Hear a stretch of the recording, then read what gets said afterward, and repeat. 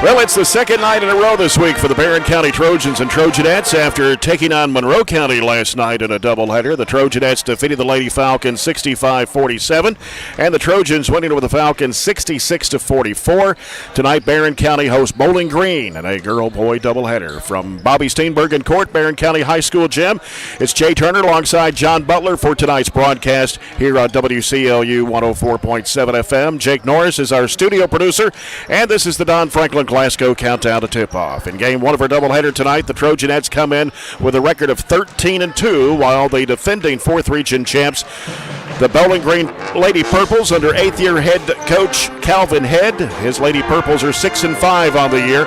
Bowling Green defeated District 14 opponent South Warren in their last game last Thursday night, 44-33. Bowling Green out of District 14 with opponent South Warren, Greenwood, and Warren Central. They finished 24-11 last season, defeated the Trojanettes at Bowling Green in a regular season contest, 44-35. The Lady Purples won the 4th Region, went to the state quarterfinals.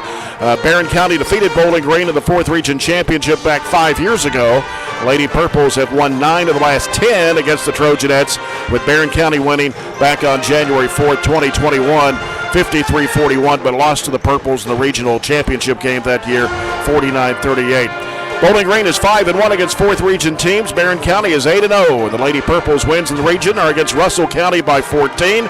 They beat Russellville by 42, Glasgow by 39, Greenwood by 3, South Warren by 11, and the only loss in the region so far is to Warren East by 2. And one other win over Clarksville Rossview 21, and other losses to Sellersburg and Silver Creek, Indiana by 18 points. They lost to Christian County by 1, and they lost to a team out of Charlotte, North Carolina by 16, and Breckenridge County by 12. And Bowling Green, of course, they lost their point guard, Natea Wardlow, to a ACL injury, and she will be out for the remainder of the year, a senior.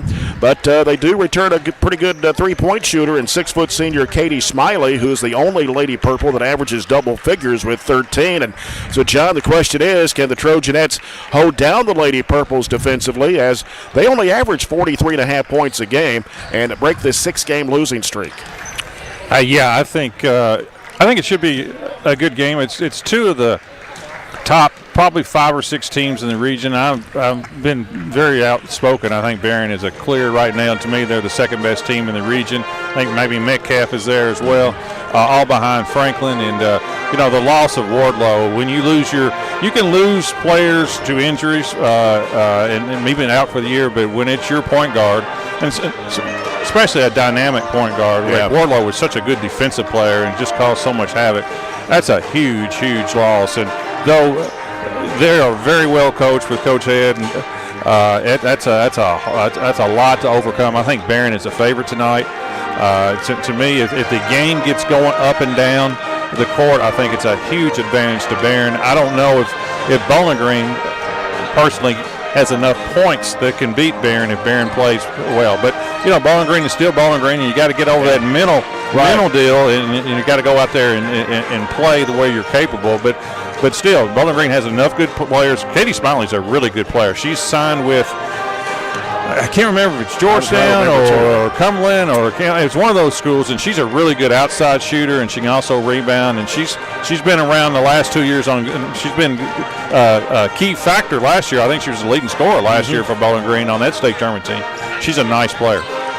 She's going to one of the Mid-South Conference schools, but I can't think which one it is. But, can't either.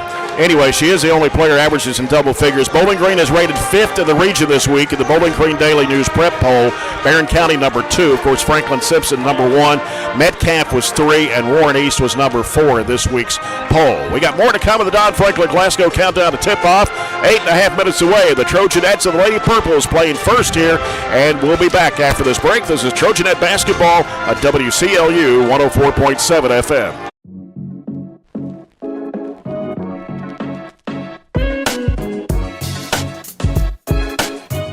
At Don Franklin, we're about more than just selling cars. We're about families, generations of them. Founded by my parents in 1968, we've been here growing alongside you. From the first family car to the newest model for the next generation, our values of trust, care, and commitment are in every handshake, every deal. With over 5,000 vehicles to choose from, check them all out at DonFranklinAuto.com. Don Franklin, driven by family.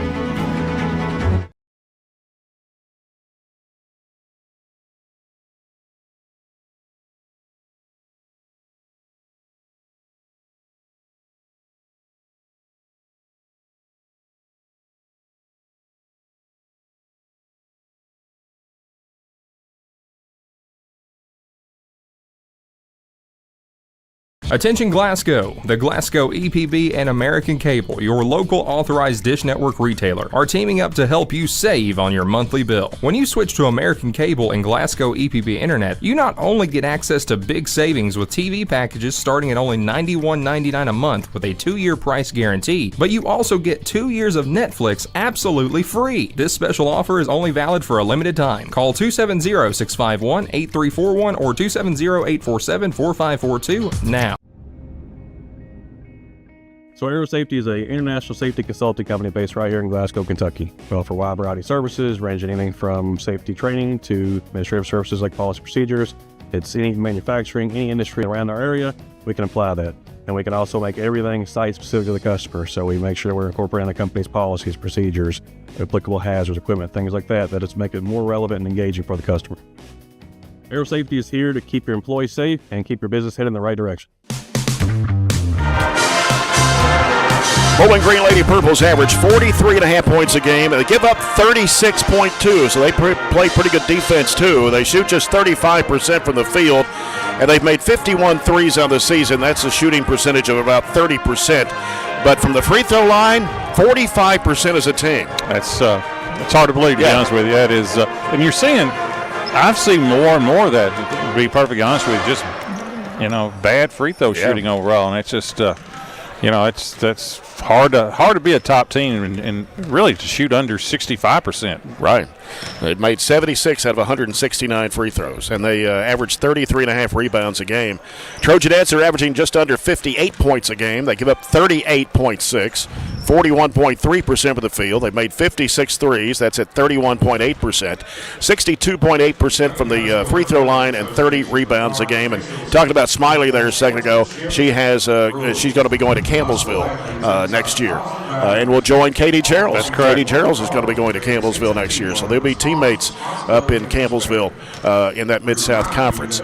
We'll come back with the starting lineups after this break as Countdown to Tip-Off continues by Don Franklin Chevrolet Cadillac Nissan in Glasgow on WCLU 104.7 FM.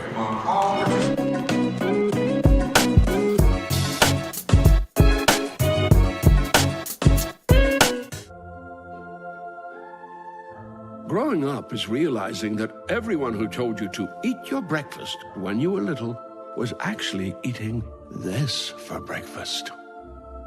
It's your turn to take your place at the breakfast table and savor the taste of culinary independence with freshly toasted bagels at McDonald's. Indulge in the breakfast you've always wanted and start the day off the right way, your way.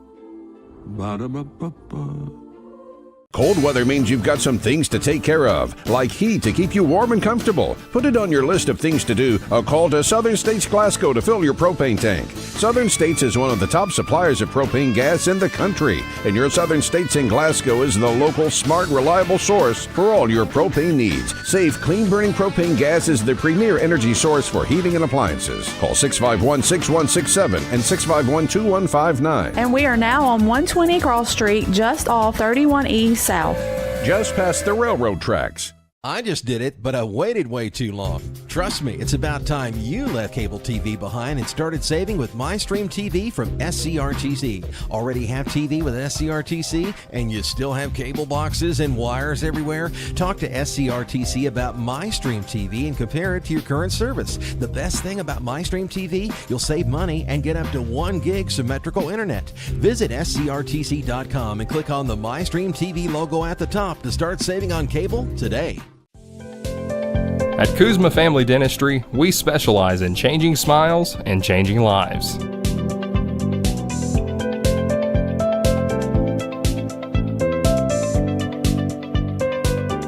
If you'd like to experience this wow factor transformation that not only can change your smile, but change your life, give Kuzma Family Dentistry a call at 270-651-2638, located at 501 West Main Street in Glasgow. And 68 losses overall. Katie Smiley, a 6-foot senior, averages 13 points and about 5 rebounds a game. Emma Macy, number 12, a 5'8 sophomore, averages 5.6. Maddie Davenport, number 24, a 5'8 sophomore, averages 4.7. Zara Hall, number 44, 5'10 sophomore, 7.7 rebounds a game. And Anaya Smith, number 32, a 6'2 junior, averages 5 points and 5.7 rebounds a game. So they got one senior, they have 3 sophomores and a junior in their starting lineup for the Lady Purples. Barren County Trojanettes under 10th year head coach Piper Lindsay. Her assistant coaches are Michael Toms, Brent Spillman, and Billy Michael Dyer. Katie Elmore, 5'6 senior, averaging 8.7 points a game. Katie Gerald's a 5'7 senior, 8.5 points and 5 boards. Shelby Bird, a 5'6 sophomore, averages just over 14 points a game and 4 rebounds. And Ashley Atkinson, 5'9 junior, 5.7 points, 5 rebounds. And Mahala Burton, a 5'7 freshman that averages 5.3. Trojanettes last night shot 48% against Monroe County on 25 of 52. They hit 4 of 11 threes and 11 of 13 from the foul line, and almost 4 players in double figures last night, and that 65-47 win over Monroe County. Shelby Bird had 18.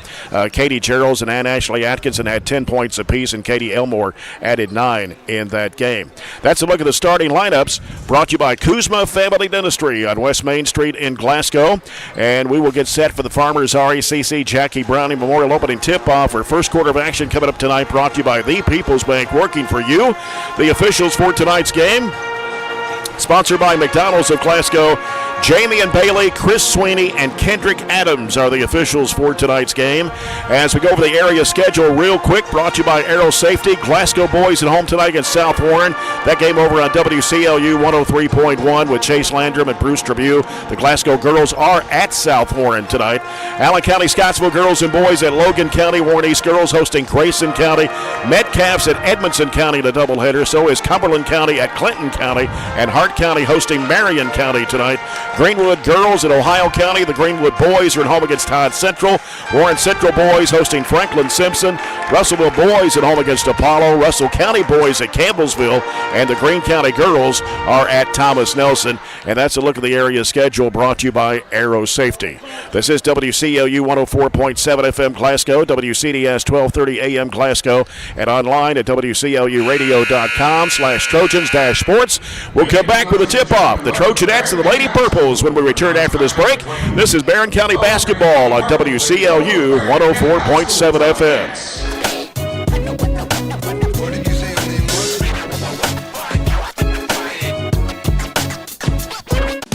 If you haven't heard, there's a new approach to banking. It's called Kasasa, and you'll find it at the People's Bank. Your free Kasasa checking account offers you monthly cashback rewards. The Kasasa cash checking account can earn you a very high interest rate on your balance. Then link Kasasa Saver, and you'll also get a high rate on your deposits. Grow with Kasasa at the People's Bank in Glasgow, Cave City, and Barren. The People's Bank, working for you. Restrictions and qualifications apply. Restrictions may vary. Contact the People's Bank for details and to learn more. Get a great deal on select Kubota equipment. The BX Series is the #1 selling subcompact tractor in the U.S. The versatile lineup is built to help you make the most of your land. Right now, bring home select Kubota equipment for 0 down, 0% APR for up to 72 months on select BX models. Now through September 30th. See us or go to KubotaUSA.com for full disclaimer. Your local Kubota dealer is J&J Sales, 1311 West Main Street in Glasgow. We've got you. It's a pledge to make sure you're always taken care of. A pledge that Farmers RECC honors each and every day. When it comes to keeping things running smoothly or getting them back on track when they're not, we've got you. Always. Farmers RECC is a Touchstone Energy Cooperative, your source for power and information. Are you looking for high-quality, cost-effective, and highly visible advertising? At ATM Media Solutions, we offer large-scale marketing with ease. We have 4 LED billboard locations: Highland Pharmacy in Sonic, the intersection of 31E and Trojan Trail, Highway 90 East, Burkesville Road, and our newest location in front of Gondolier. Call 270-629-4542 to get a quote today. ATM Media Solutions. Advertise with ease. Get in.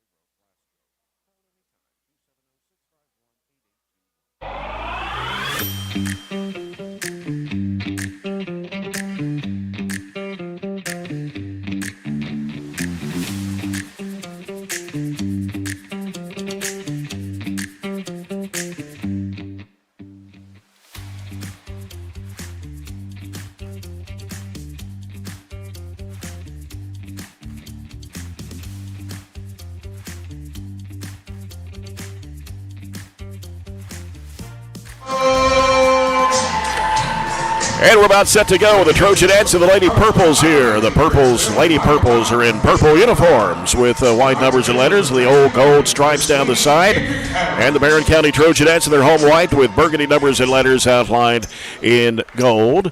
And John, let's go over the J&J Sales keys to the game quick. How about 40?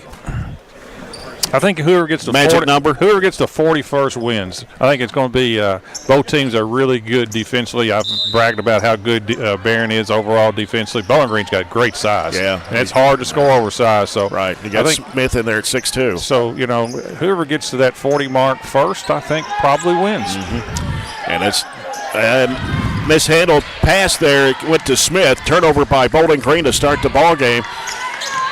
Yeah, you got Smiley at 6 foot. You got Smith at 6'2", and then you got a couple of 5'8" players in there. As Burton with the top of the key. Over the right side, it goes to Gerald's at the right elbow. Shovels it back off to Bird. Bird trying to make a move. She's in double team. And now top it comes to Atkinson, and she traveled. A little bunny hop. It's one of the few teams in the region that is bigger than Barren. Now, Barren's not giant, but Barren's long. Mm-hmm. And from the 1 position through the 4 or 5, they're normally bigger than most teams. Not this one. And there's a pass down low. Shot partially blocked in there and taken by Atkinson. Got the shot. That was Hall that had the shot blocked on her. There, Bird will give it out now to Gerald's. Sends it right side. Elmore with a 3. Bottom. That looked good the whole way. It sure did. Hatcher and Sadler, 3-point shot to start the ball game for the Trojanettes. That's not something Katie does a lot. She's more of a slasher and a driver, so that's always a good sign. As Barren County picking up some pressure in the backcourt here. Smiley with it. Brings it up with a left-handed dribble. Sends it up court now to Davenport. And another turnover by Bowling Green. That would be 3. Yep. Atkinson on the right side with it halfway to the corner. Sends it out to Burton, gives it to Bird. Over the left side now to Gerald's. In the corner is Elmore. Fakes one way, goes the other. Gets cut off at the baseline. Back out it comes to Gerald's. She gives it to Bird. Right side Atkinson in the corner to Burton. Burton dribbles, sends it back out front now to Gerald's. Left side of the key. Gives it off to Elmore. Bluffs the three. Out top it comes to Atkinson. Atkinson goes right side with it to Gerald's. Works it into the paint. Kicks it back out. Bird, top of the key three. Rimmed off. Offensive rebound put back up. No good for Burton, but she's fouled. Yeah, it's a big-time mistake by Bowling Green, not getting that offensive rebound. Good play that time by Burton. Bowling Green's dilemma that they're going to face this year, and especially against a team that Barren has now extended their pressure. They didn't press much early in the year, but now they've gone full court diamond press the last three games. Is without their point guard, can they get enough shots off? And so far, they've not gotten a shot off. Yeah. Burton missed the first of two. She's 15 of 22 from the foul. I missed that one, too. Come up short on both. And Bowling Green with a rebound. Hall will get rid of the basketball now to Davenport. Davenport to bring it across the line against Burton. 3-0. Trojanettes lead it here early. Smiley with it on the right side. Out top, it comes to Hall. Over the left side now to Davenport. Davenport back out top. And it's penetrating the left side of the lane. Shot is no good. We got a foul out of the floor. And it will be charged to Ann Ashley Atkinson. Her first, team's first. Smiley gets the ball in play to Hall in the corner. Now it comes to Davenport, looking for Smiley. She's picked up by Atkinson. Right side it goes to Macy, back to Smiley. They swing it back left side to Davenport. Davenport looking out top now to Smith. Right side it goes to Smiley, out of the wing, looking. Now here's Hall with it, top of the key, over to Smith on the left wing. Smith looking inside, now throws it back out front now to Macy. Gets rid of it over to Hall. Hall goes down to the corner to Smiley. Smiley dumps it back into Hall. She goes up with a shot. It is no good. Battle for the rebound. Ripped out of there by Gerald's. Gerald's pushing it down the floor. Angles left. Throws it off to Bird. Bird trying to go under. Puts up the shot. Missed it. Tapped up in the air. And is Burton trying to go back up? No. And then Bird throws it back up. It won't go. Atkinson pulls it back out. Gives to Bird for a 15-footer. They won't go. And the long rebound comes off to Macy.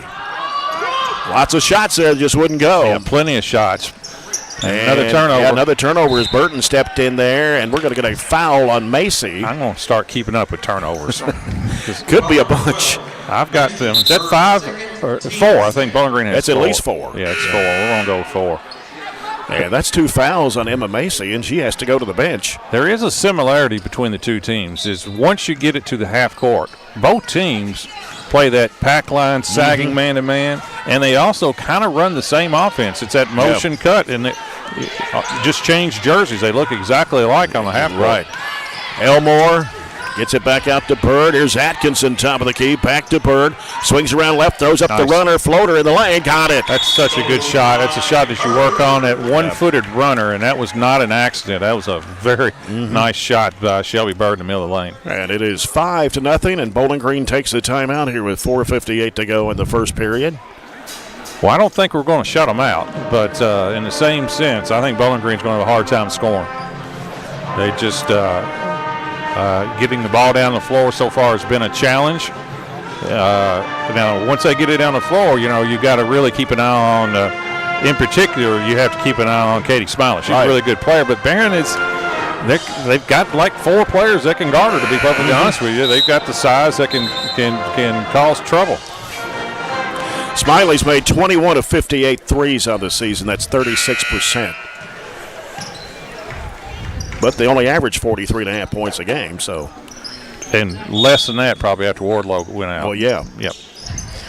Bowling Green against Barren County pressure. There's the lob up court. So they got a new player in the ball game playing at a guard spot. We'll pick up the name here in a second. And in trouble with it. They go down in low there. That's Ware. Ware had it swatted away and stolen in there by Atkinson. Here comes Burton down the left side. Bird with it. Out to Atkinson. Top of the key. 3. Bingo! Boy, she has really picked her game up in the last so many games. She had a big game against Glasgow and is shooting the ball so much better, more confident. Another Hatcher and Sadler 3 in this first quarter. It's 8-0 now, Trojanettes. Here's a pull-up from 12 feet that's short. And rebound in there as Atkinson had it for a minute and then put up and in by Smith. She grabbed it away and stuck it back in and gets fouled. That's just bad luck. It was a good job of boxing out that time by Ann Ashley and just couldn't control the rebound, and it fell directly into Smith's hands for the finish. So now Atkinson has to go out with 2 fouls. Addie Slagle has checked into the lineup, a 5'3" freshman, averaging 5.4 points a game. Smith's only 9 of 23 at the stripe for Bowling Green. And the shot goes up, and it is no good. Rebounded there by Katie Geralds. Off to Slagle. Ahead up to Elmore. Elmore on the right side. Back out front to Slagle. Sends it left side over to Bird. Down to the corner goes to Geralds. One dribble, back out to Bird. Back out front to Slagle. 8-2 Trojanettes here. We played about half of the first quarter. And now Slagle on the move to the left side. Hands it off to Geralds. Geralds sends it back over now to Elmore. Elmore looking. Fires it across over to Burton. In the corner to Geralds. Geralds trying to go baseline. Cut off by Smiley. Back out it comes to Slagle. Back out front now Bird with it. Bird trying to make a move on Davenport and had it swatted away and stolen in there by Shayna Pratt. And then stolen back as Addie Slagle lobs it off to Bird, over to Burton, and that's going to be a double dribble. Yeah, right now we're I thought she caught it on the dribble. Yeah, we're probably playing a little bit more going east and west on the half court rather than going toward the basket a little bit. And that pack line defense, Bowling Green will let you make as many passes as you want around the perimeter. Yep. Pratt with it in the backcourt. As she gets it across the line, gets into a trap, fires it off to Davenport. And Smiley left open, high arching 3, rims, hangs, and stays. That's great touch. But we missed a trap. We had a trap over there on the side and backed out of the trap, and that left Smiley wide open. Right. Now it's 8-5. Barren County had scored 8 straight to start the game. Bowling Green with 2 back-to-back here, 1 of 3 and a 2. As Burton has it. Burton on the dribble, just under 3 minutes to play here in the quarter. Shelby Bird, Davenport staying with her. Gives it back to the left side. Slagle with it, can't shoot. Out top Bird, she can't shoot. Burton on the right wing. Boy, we're doing a lot of standing. Yeah, Nobody standing. Really moving out there. I don't know. Are we confused that we're in a zone or Bowling Green is not in a zone as far as I can tell. Slagle out of the corner for 3, won't go. The rebound comes off to the 6'2 Smith. And here's Smiley into the front court with it. 2.5 minutes to play. Hands it off out to Pratt. Pratt back to Smiley. Dribbles, gives it over to Davenport. Back to Smiley. Fires up the 3. It is coming off this time. Ball tapped out by Geralds in the hands of Elmore. Elmore pushing it down, gives to Bird. Bird pulls up with a 10-footer. No good. And crashing the board there is Ware for Bowling Green. Smiley with it in front court. Coming down to 2 minutes to play in the first quarter. Davenport with it on the left side. Looking out top to Ware. They give it over to Smiley on the right. Being defended by Shelby Bird. Here's Pratt. Knocks you walk. Goes in for the shot, and she gets fouled. Probably a travel. You can probably make an argument she never had control of it, and that enabled her to get to the basket. Foul on Addie Slagle. Her first personal, number 3 of the Trojanettes here in this quarter. And Pratt at the line, a 5'7" sophomore, averages 2 points a game for the Lady Purples. And her first free throw is up and no good. So Bowling Green now brings in Nariah Woods, number 1, a 5'8" freshman. Number 1, and number 20 is Jataya Miley, a 5'4" senior for the Lady Purples. Here's the second shot. It's up. It's too strong. They are 0 for 4. Yep. And got Riley Wilson in the ball game now for the Trojanettes. Elmore feeds it in the lane. Burton in a lot of traffic puts it in. That's a great catch by Burton, but didn't finish. 10-5 Trojanettes. Coming down to a minute and a half to go here in the quarter. Smiley in the back court. Smiley dribbles it across the line here on the left side of the floor against Shelby Bird. Over the left side now goes to Pratt. Now Pratt looking. Out top now comes to Woods. Go back to the right side over to Smiley. Smiley sends it out top. Around the left side of the perimeter is Woods once again. And out to Davenport. Thought about the 3. They kick it back over the right side corner to Smiley. Smiley steps back, shoots a 3. No. Long rebound comes off to Riley Wilson. Here's Burton. Ahead up to Bird. Across it goes to Slagle. Thought she should have pulled the trigger. All right, and there's a pass being deflected out of bounds. It was too far to the left side corner. And yeah, I thought she turned down a wide open 3 there. Try to make it one more pass. I am talking about Slagle. I thought she had the shot. 51.2 to go here in the quarter. Smiley in a trap, gives it off to Davenport. Davenport trying to get it across the line against Elmore. On the left side dribble and gives it off down in underneath, and a shot put up and no good, but rebounded there by the Trojanettes. Here's Elmore with it. Elmore angling off to the right and tried to go in for the shot, has it blocked on her. 30 seconds to play in the quarter. Smiley with it for the Lady Purples, brings it in front court. Now Smiley. There's really just one shooting threat on the floor right now for Bowling Green. That's a good matchup. Bird and Smiley. Those are two of the better players in the region. Yep. Down to 10 seconds to go. Let's see what's going to happen here. They hand it off in there to Woods. Woods, and that was a walk right there. Driving for the shot. It is no good. And the rebound, that will do it for the first quarter. Barren County leads Bowling Green 10-5 after one. We'll return after this break. This is Trojanet basketball at WCLU 104.7 FM.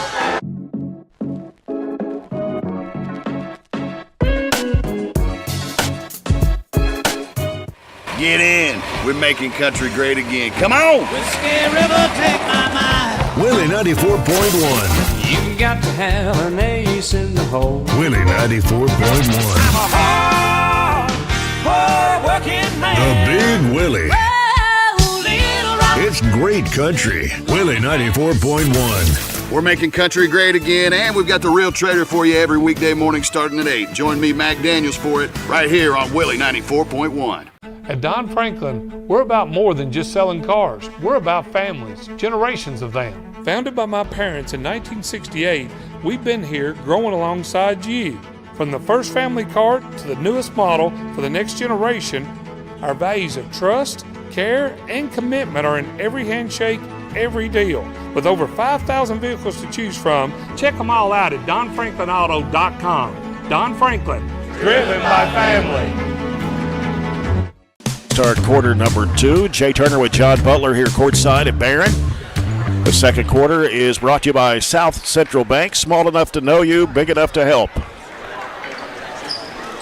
Barren County holding Bowling Green to a 3 and a 2 in that first period. They went 0 for 3 from the foul line. Barren County had a couple of threes in the first quarter, a couple of 2-point baskets, and 0 for 2 from the foul line. Barren County's basketball. Bird, Burton, Slagle, Wilson, and Gerald start the second period of play. Bird looking, gets it out to Slagle. Slagle handles the point, hands it off to Bird. Going into the weave out there. Gerald hands it off to Slagle. Slagle hands it off to Bird now. Sends it back over to Gerald. Now back out it comes to Bird. Diagonal pass right side. Burton for 3. No good. And the rebound comes off to Miley for Bowling Green and gives it to Smiley. We got Miley and Smiley for the Lady Purples out there. 7.5 minutes to play in the first half. And it's going to be a wide open shot put up and in by Woods. That's a great pass by the freshman. Brown's a seventh grader. Yeah. Brown's a seventh grader. That's a nice pass. Here's Gerald, dumps it down in there to Wilson. Wilson gets bumped. And the foul charge to, let's see, number 20. And that is Miley, her first, team's first. Yeah, you've got Amaya Brown, a seventh grader in the ball game, number 21 for the Lady Purples. Looks like a player, doesn't she? Uh-huh. Yep. And Bird having trouble, going to have to get it in play. Finally does to Wilson. Back to Bird in the corner for 3. It's off the mark. And there's Brown with a rebound, the seventh grader for the Lady Purples, as she gave it off to Smiley. 10-7 the score. Trojanettes jumped out to an 8-0 lead early. As they go left side with it. Back around the perimeter right over to Smiley. And now Smiley trying to work in there against Bird. Spins, throws up the shot, no good. Draws the foul from Shelby Bird. So first, I'm sorry. Well, if I'm Bowling Green right now, I think they've got to be pleased. I mean, it's going to be. I said whoever gets to 40 wins, and I'll stand by that. And the pace of play is ideal for Bowling Green, but they are 0 for what now? 4 or 5? 0 for 4. Yep. And this shot is coming off the front of the iron, but they get the offensive rebound as they kick it back off to Brown for a left wing 3. It's no good. And another rebound by Bowling Green. Working in there is Hall. Hall, big-bodied in there, and not really tall, but wide body. 10-7 right now, and Smiley has the basketball. 3 would tie it here as Smiley wants to drive with it, goes to the basket, puts it up and missed it. Ball tapped out. Bird taps it to herself. She brings it down the floor, angles off to the right, and trying to go up with a shot, trying to force things there, and had it blocked on her. Bowling Green comes up with it. They almost threw it away. Good gracious. This is a struggle. Yeah. Both teams are good defensively, but that's no excuse for Bowling Green not making a free throw and then missed a couple wide open layups. Right side with it is Miley. She's open. Doesn't look for a shot, though. As they said a long time ago, I heard, there's a reason why you're open sometimes. Yeah. They go down low to Miley and had it swatted away, but they come up with a loose ball. Here's a 3 by Davenport that's bouncing in. Bounced high and down. Yeah, she is their second best three-point shooter. 12 out of 49. That makes her 13 of 50 for the year. And all of a sudden, we got a tied game at 10 with 5:28 to play in the first half. Bird with the basketball, being pressured by Davenport. Gives it off to Burton. Curls around in the lane, trying to go up with a shot. She's going to be fouled. It's going to be on Hall, and she was in good position until the very end, and she slapped straight down and fouled Burton. It's just hard to score it against teams that have size, and they play this. I call it sagging man-to-man. The fancy way is called the pack line. And one of the things that you have to do, what would help if you could get down the floor before they get set up. Yeah, that would help push the pace and so forth. But it's not an easy defense to score against. Burton with a second shot. It's good after missing her first 3 in a row.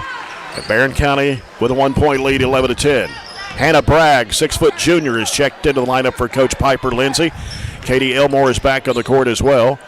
Here's Smiley with it on the left side. 5:10 to go in the first half. So they work it around to the right side over to Pratt. Pratt will send it out to Davenport. Davenport against Burton. Top of the key. Now puts down the dribble. Dumps it back over to Smiley on the right wing. Here's the lob down low. Shot no good in there. Taken by Hannah Bragg. And it comes off to Burton. Burton into the front court with it for the Trojanettes. Gives it off to Slagle. Now Slagle will hand it off to Elmore. Elmore back over to Gerald's on the right side of the key. Back over to Slagle. Now Slagle trying to penetrate into the key. Gives it off to Burton. Now gives to Elmore. Elmore bounces out to Slagle. Can't shoot the 3. Now hands it back off to Burton. Gives it to Gerald's. 3-point attempt is no good. And the rebound to Smith for Bowling Green. As Pratt will bring it in front court for the Lady Purples. 11-10, Trojanettes, 4:18 to play first half. Smiley in the corner to Davenport. Back to Smiley. They're looking inside, down low for Smith, and that's too much on that one. It goes out of bounds. We got a foul, though. It's going to call it on Gerald's. I don't think Gerald's even knows the foul is called on her. I think they called her on a push on her lower back. So first foul on Gerald, second one on the Trojanettes here in the quarter. Burton has checked out. They've got Addison McFall to the ball game now, 5'4" junior for Barren. And here's Davenport out to Pratt. Pratt will send it to Smiley on the left side. Smith comes to set a screen. Smiley will dribble it and give it off to Hall.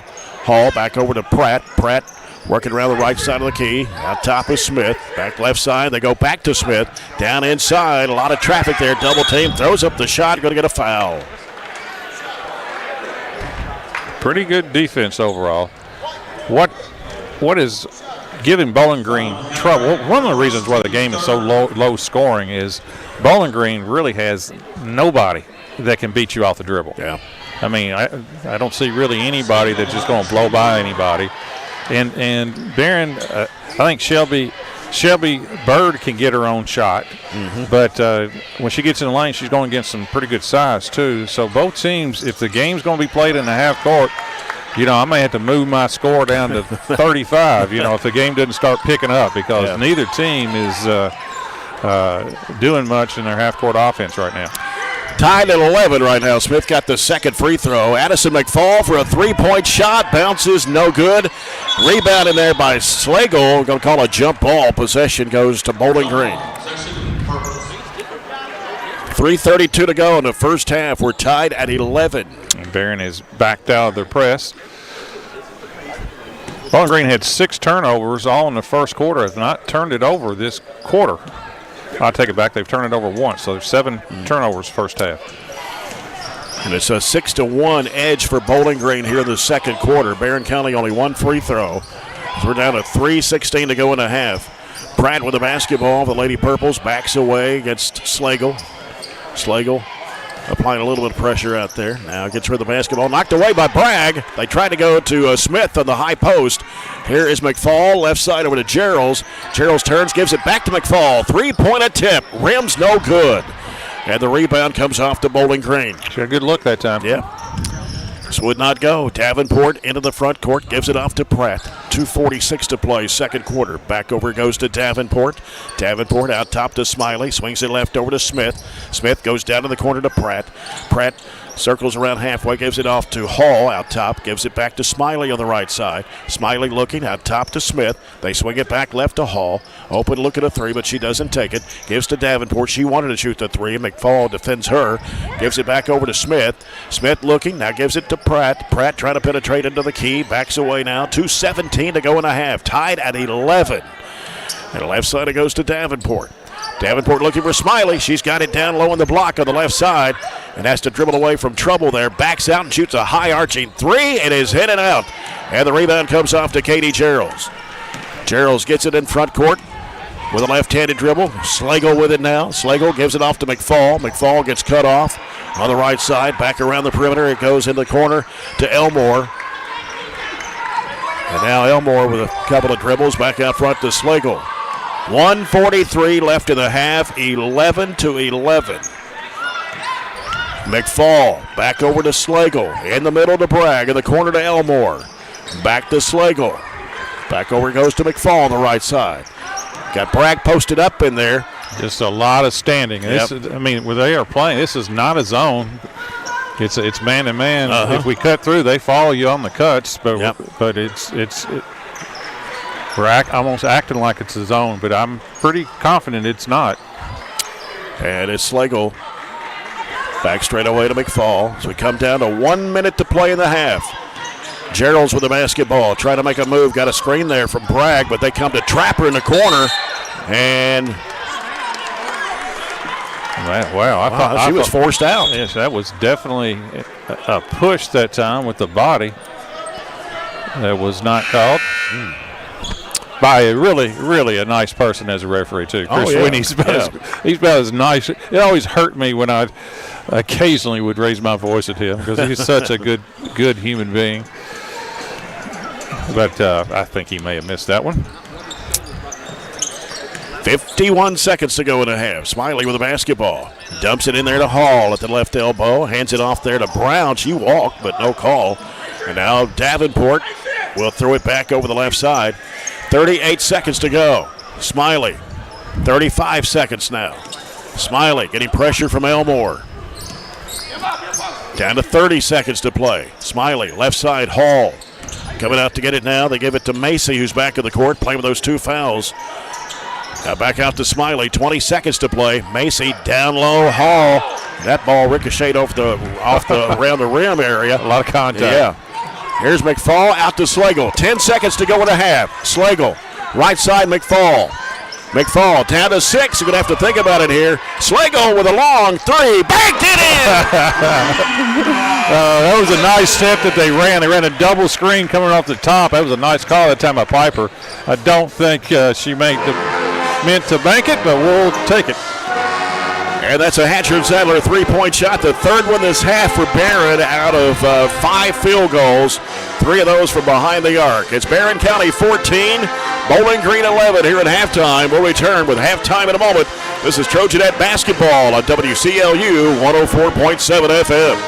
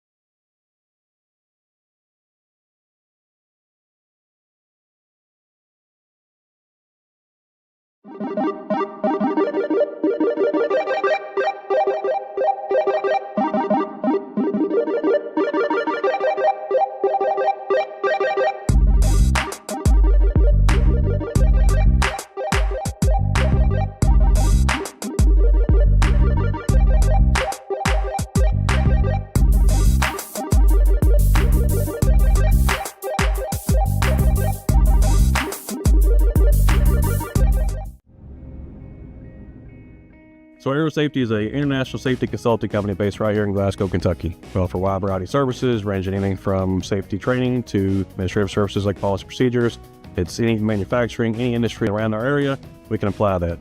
And we can also make everything site-specific to the customer. So we make sure we're incorporating the company's policies, procedures, applicable hazards, equipment, things like that, that it's make it more relevant and engaging for the customer. Aero Safety is here to keep your employees safe and keep your business headed in the right direction. Growing up is realizing that everyone who told you to eat your breakfast when you were little was actually eating this for breakfast. It's your turn to take your place at the breakfast table and savor the taste of culinary independence with freshly toasted bagels at McDonald's. Indulge in the breakfast you've always wanted and start the day off the right way, your way. Ba-da-ba-ba-ba. Colt. Team Bowling Green Lady Purples 11 here at halftime. Leah Kate Paduski is the principal at North Jackson Elementary. She joins us here at halftime. Good to see you. Let me put your microphone down here so you can talk in the microphone. How about that? And let me turn it up so you can hear me and I can hear you. Gotcha. Thank you. All right, here we go. Yeah, good to see you. Good to see you. How's things going? Things are great. Good. Thanks. Yes, good. It's your first year as principal, right? This is actually starting year 2. So Number 2. Oh, okay. I'm behind here. I'm out on the loop on that. Yeah. So how's things going being principal at North Jackson? Things are great. I love it. It's the only place that I have taught and worked in education, and I love being up on the hill. It's family to me, and I hope everybody that's out there. So a good place to be. We are fresh off a big lip sync battle win. I was going to ask you about that. Yeah, for the hometown showdown for the TJ Community Mission Foundation. Such a good opportunity. I know the high school competed last year and had a big time, and we followed them up and got a big win over Highland. So that was a lot of fun for our kids and staff to get to showcase some talent. And now you're just getting back into the second semester. I know we had some weather that kind of forced you to be out for a few days there, and so trying to get back into a regular routine. And beta coming up? Yeah, well, actually, just hot on 2 wheels back in the parking lot from Lexington. Okay. Beta's doing great. We started competing today. I've already got several winners. Davis Cook was a top 5 in social studies. Ana Arenas was a top 5 in Spanish. We had some Quiz Bowl finalists, a top 3 instrumentalist up on stage today, some banner design, black and white photos, Mr. Wyattwood. Lots of success today, and hopefully our other kids will go up and do well tomorrow too. So they had a lot more snow in Lexington than we did, so yeah. we won't complain about a few snow days. I'm ready for sunny and 75. I don't know about you. We are too. And in spring, we've got a big play coming up. Miss Shelby Boggs always does a great job putting on those productions following in the Lucas's footsteps. So we've got Moana coming up in the spring, ready for that too. Just wrapped up our volleyball league. Got all kinds of good stuff going on at North Jackson. So how many's enrolled this year? We're right at 500. 500? Yes. So is that up from last year or down or about the same? About the same. Yeah. About the same. It's up and down a little bit, but we're happy with that number. Of course, you're in a great location. It really is. Yeah. You can't beat it. My office is right there looking over the city. It's a great place to be. Yeah. Anything else you want to add? Nope. Glad to be here. Glad to see all of these kiddos doing great. Just thanks for having me. All right. Well, I appreciate seeing you. It's good to see you again. You take care. Have a good rest of the year, okay? Thank you so much, Jake. Leah K. Paduski, the principal at North Jackson Elementary. We'll come back with our SCRTC halftime report after this break. It's Trojanettes 14, Bowling Green 11 on WCLU 104.7 FM.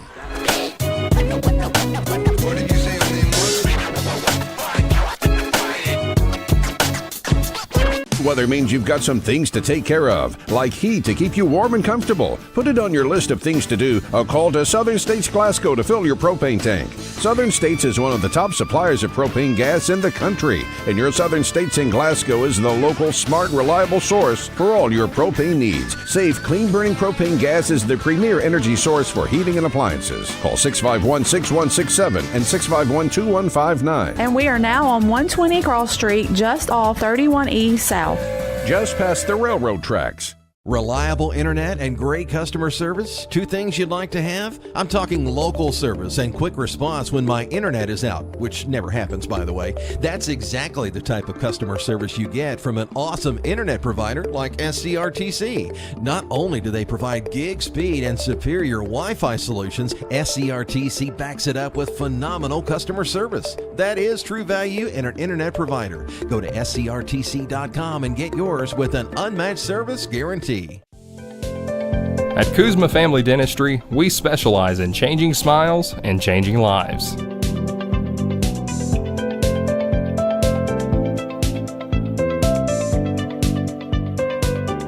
If you'd like to experience this wow factor transformation that not only can change your smile, but change your life, give Kuzma Family Dentistry a call at 270-651-2638. Located at 501 West Main Street in Glasgow. If you haven't heard, there's a new approach to banking. It's called Kasasa, and you'll find it at the People's Bank. Your free Kasasa checking account offers you monthly cashback rewards. The Kasasa Cash checking account can earn you a very high interest rate on your balance. Then link Kasasa Saver, and you'll also get a high rate on your deposits. Grow with Kasasa at the People's Bank in Glasgow, Cave City, and Barren. The People's Bank, working for you. Restrictions and qualifications apply. Restrictions may vary. Contact the People's Bank for details and to learn more. To cable is MyStream TV. Switch today and save on your cable bill as we take a look at the halftime stats presented by Riley Dental Group. Barren County jumped out to an 8-0 lead to start the ball game, but Bowling Green came back and trimmed it to 5 at 10-5 at the end of the first quarter. And neither team really got anything offensively going in the second. Bowling Green scored 6 points to Barren County's 4 in that second period of play. Bowling Green only had 4 field goals the first half. 2 of those were threes. They were 1 for 7 from the foul line. Wow. 1 for 7. Of course, they only shoot 45% as a team. So do the math on that, and that's what? Less than 20% from the foul line in the first half. A three-pointer for Katie Smiley. She was 0 for 2 from the line. A three-pointer from Maddie Davenport.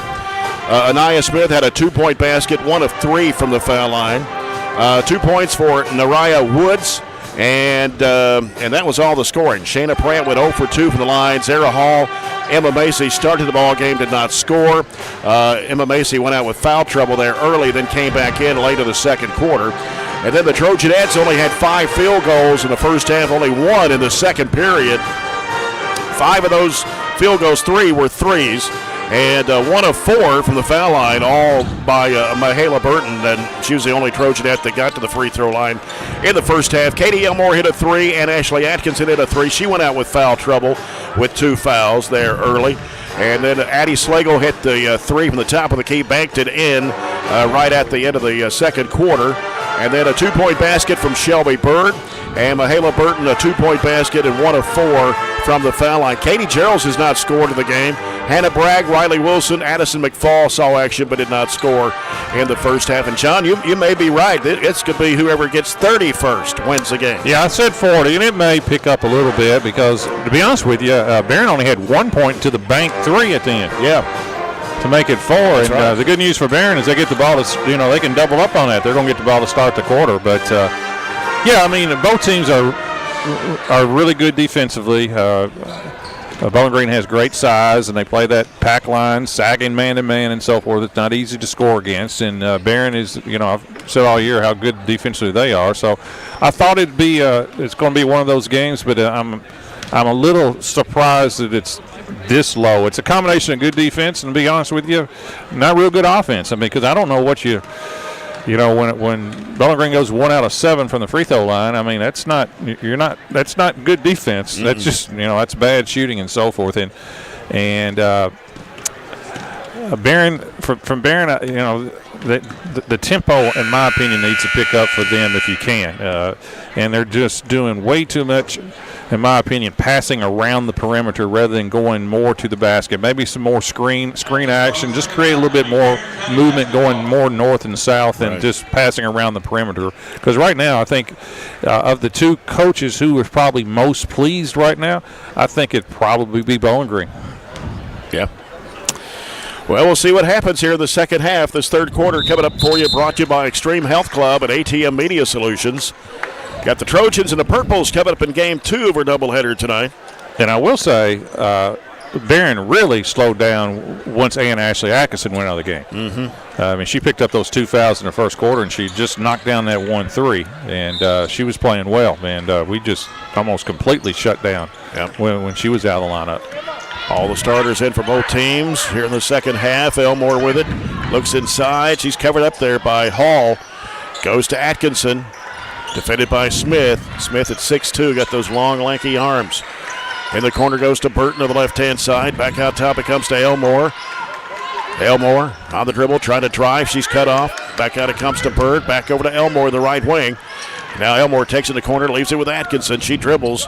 Now hands it back off to Bird. She's going to drive in there, throws up the shot, try to draw the foul there, and then down to the floor, scramble, jump ball possession, Bowling Green. Just nothing easy. Hadn't had a lot of just clean looks, have we? None at all. Barren County trying to trap the ball, and they break the trap, and then they almost stole it away. Burton down to the floor scrambling, and another jump ball. It'll be Barron's ball this time. I think that's a good idea to go back to the press. We kind of backed out of it in the second quarter. Even though Bowling Green was handling it okay, they weren't scoring off of it, so there was really no disadvantage to continue to press. Bird gives to Atkinson. Atkinson sends it back over to Burton. Over it goes to Elmore. Elmore looking for Bird. She's got it. 14-11, Trojanettes. About a minute gone here in the third period. Gerald's with the basketball. Gerald's hands it off to Burton. Burton into the key. Back over to Elmore. Elmore, as they go into the weave. It's Gerald's. Ooh, almost picked off there by Davenport.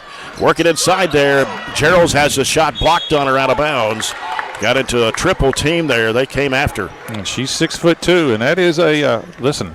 In girls basketball, size is a huge advantage. Yep. It's hard to shoot oversized. In the corner, Atkinson fires. No good on the three out of the corner. Smiley with a rebound. Smiley works out front against Shelby Bird. Floats it in there to Smith on a give and go, and that's going to go off. Well, I thought he went off Smiley, but they're going to say he went off Bird. Bowling Green's basketball, right baseline. Smiley into the corner. It's Emma Macy. Works it into the paint. Back out to Smiley, right wing. Floats it down low. That's Smith. Smith. And a whistle. Going to call a foul on Elmore. And that's her first, team's first of the third quarter.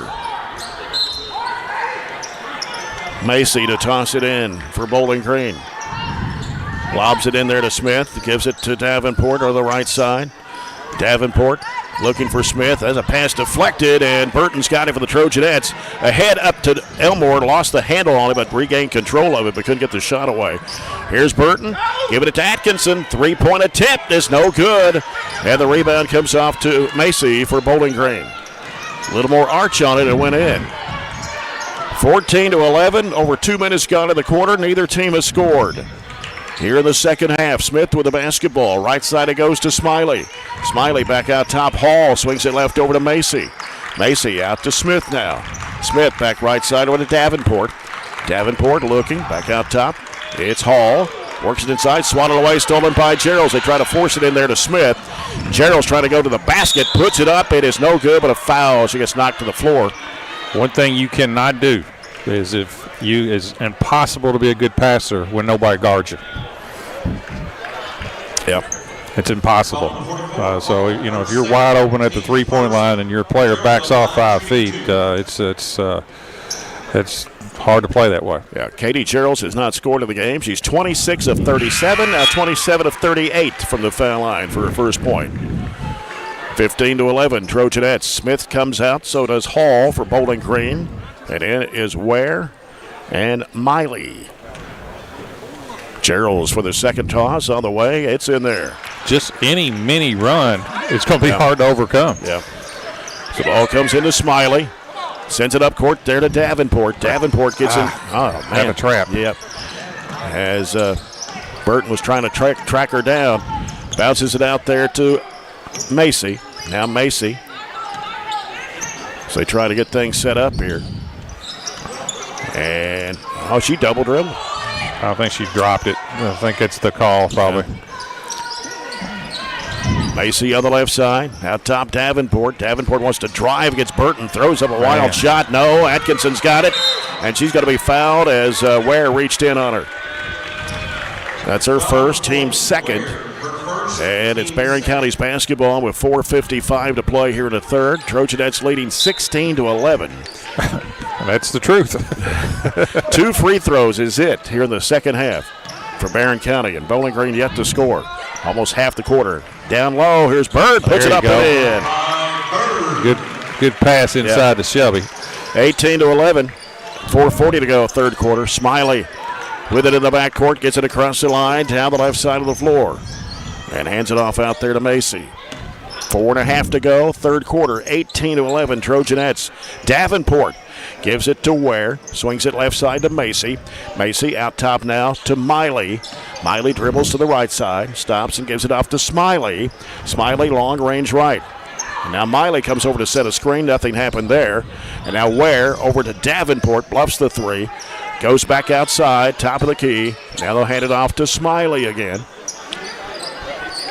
Down to 4 minutes to go in the third period here. Ware gives it to Miley, over to Smiley. Smiley looking. And Emma Macy went to the deck. I don't know if she tripped over her own feet or a teammate, but they're going to call a foul on the Trojanettes. Yeah. Putting on Burton. I didn't see it. I thought she may have tripped up with her teammates as well. And she did. I just saw it on replay. Well, she tripped over her own player. Instant replays are brought to you by the Glasgow Electric Plant Board. Wow. That's what I thought. 3:45 to go here in the third. Trojanettes up by 7. Here's Davenport. Gives it out to Miley. Miley will hand it off to Macy. She'll give it to Ware out top. Right side it goes to Smiley. Goes back down. Oh, foul here on Elmore. Probably the correct call, but it's what makes Katie Elmore such a good defensive player. She's been guarding the 6'2" player. She can step out and guard the point guard as well. She's very, very strong on the inside and very versatile defensively. Right. Here's Smiley wanting to make a move. Off the right side is Davenport. And back out to Smiley. Down to 3:16 to play here in the third period. In a low-scoring game, 18-11. Out top, Macy. Down inside, it's broken up, stolen by Gerald. They try to force it in there, that time to Ware.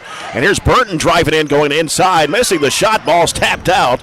And Bowling Green, well, they say Atkinson might have got a hand on it. You know, I call all the home college Western games, Western women. And it almost makes you appreciate the 30-second shot clock, to be honest with you. Right. It makes you play a little quicker and so forth. I don't know if high school ever go to that or not.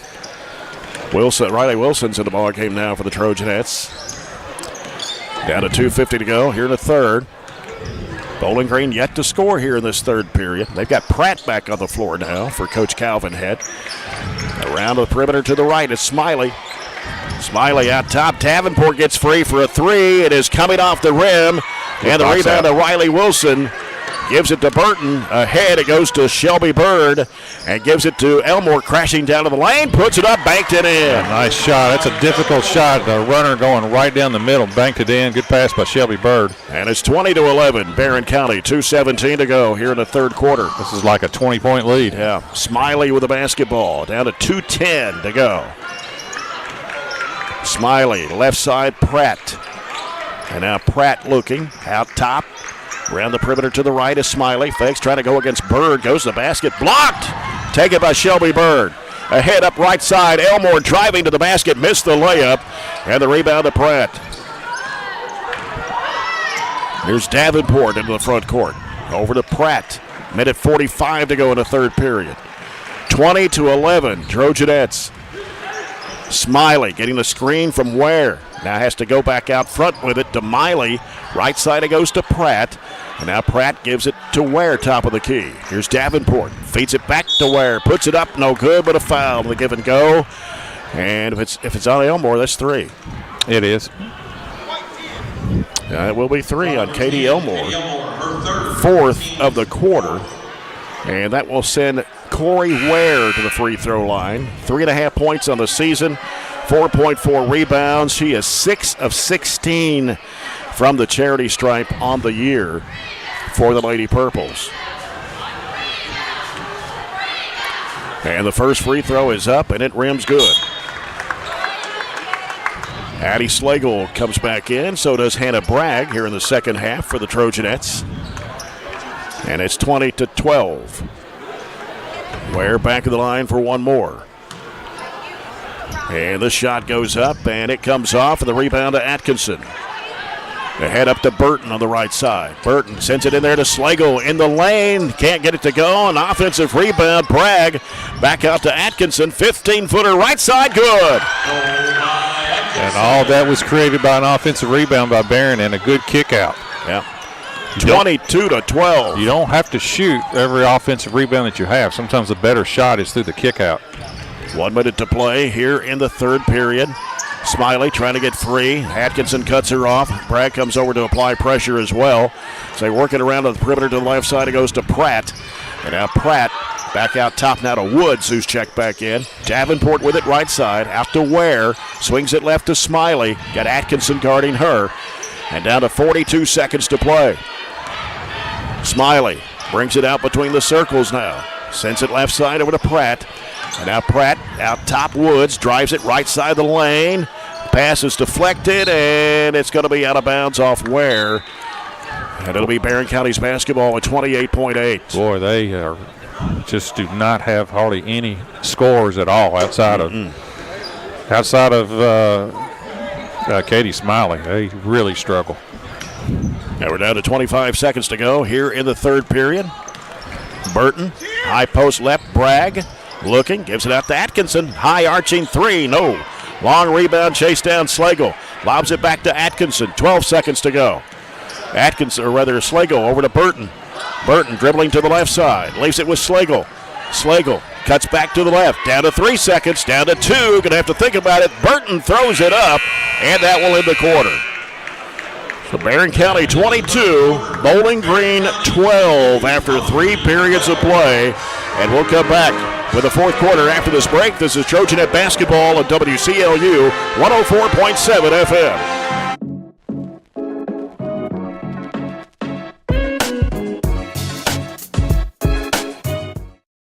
Get a great deal on select Kubota equipment. The BX Series is the #1 selling subcompact tractor in the U.S. The versatile lineup is built to help you make the most of your land. Right now, bring home select Kubota equipment for 0 down, 0% APR for up to 72 months on select BX models. Now through September 30th. See us or go to KubotaUSA.com for full disclaimer. Your local Kubota dealer is J&J Sales, 1311 West Main Street in Glasgow. We've got you. It's a pledge to make sure you're always taken care of. A pledge that Farmers RECC honors each and every day. When it comes to keeping things running smoothly or getting them back on track when they're not, we've got you. Always. Farmers RECC is a Touchstone Energy Cooperative, your source for power and information. Purples to just 1 point in the third period. Barren County scored 8. This fourth quarter is brought to you by CPC Commodities. Proven on our farm, made for yours. Jay Turner with John Butler here. 8-1, and it's an explosion. But up 10, that's right. Yeah. Is there the only difference is, when you're up 10, 22-12 at the end of the third, you feel a lot better than if you're up 54-44. That's true. Same difference, but but the team that's got 44 or 50 going into the fourth has proven they can score. Right. And I don't see a pathway unless Smiley just gets really hot. Davenport with a 3, and it's no good. Underneath is Smith. Smith throws it back in the corner to Davenport on the left side. Fires it down in there, down low, in there to Ware. Back out to Davenport. As they got Addison McFall starting the fourth quarter. Riley Wilson, Hannah Bragg, Addie Slagle, and Shelby Bird. Shelby Bird, the only starter for Barren County here in the fourth quarter. Now they get rid of it off to Pratt. Pratt working to the right side. Hands it off out to Davenport, curling around to the left. Gives it to Ware, fakes, drives into the lane, gives it back off to Pratt. 7:15 to go here in the game, 22-12. Smiley with the basketball for the Lady Purples. Bounces off the right side over to Pratt. He got posted down in low as Ware. We're going to have a foul from behind on Riley Wilson. Pretty good post defense. This is Barron's big lineup in with Bragg and Wilson. Mm-hmm. Yeah, but it's a good matchup, to be honest with you, against Bowling Green's bigs. Yep. As Smiley gets it out to Ware. Hands it off to Pratt. 1 minute gone here in the fourth. 22-12. Right side it goes to Smiley. Out it comes now to Davenport. Back to Smiley. Now here's a three-pointer, and she got it. That was a good set that time. He set a flare screen that time for Smiley. And those flare screens are hard to guard. You got to get over the top of it. So the first field goal since the second quarter for Bowling Green. A three-pointer for Katie Smiley, and that's her second one of the night. Trims the lead to 22-15. 6:49 to go in the basketball game. That timeout by Coach Head indicates to me they may change defenses. I don't know if they're capable of pressing, to be honest with you. You know, in basketball, there's just so many players. There's just so many good players out there. I'll just say that, okay? I'll try to be nice.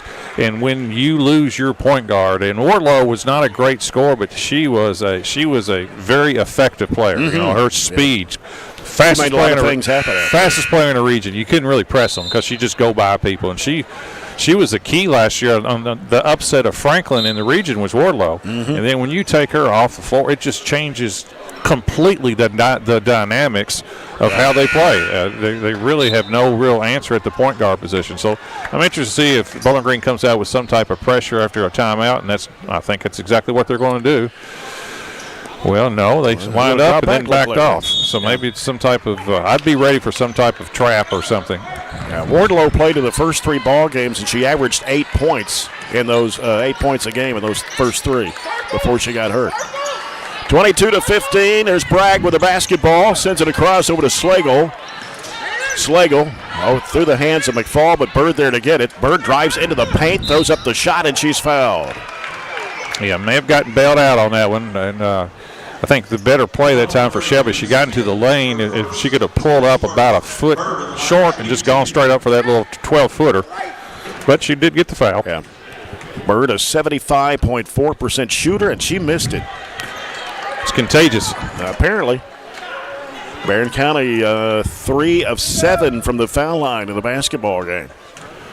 Here's Bird with a second shot. It's good. That's her 5th point of the game. And Barren County has an 8-point lead at 23-15.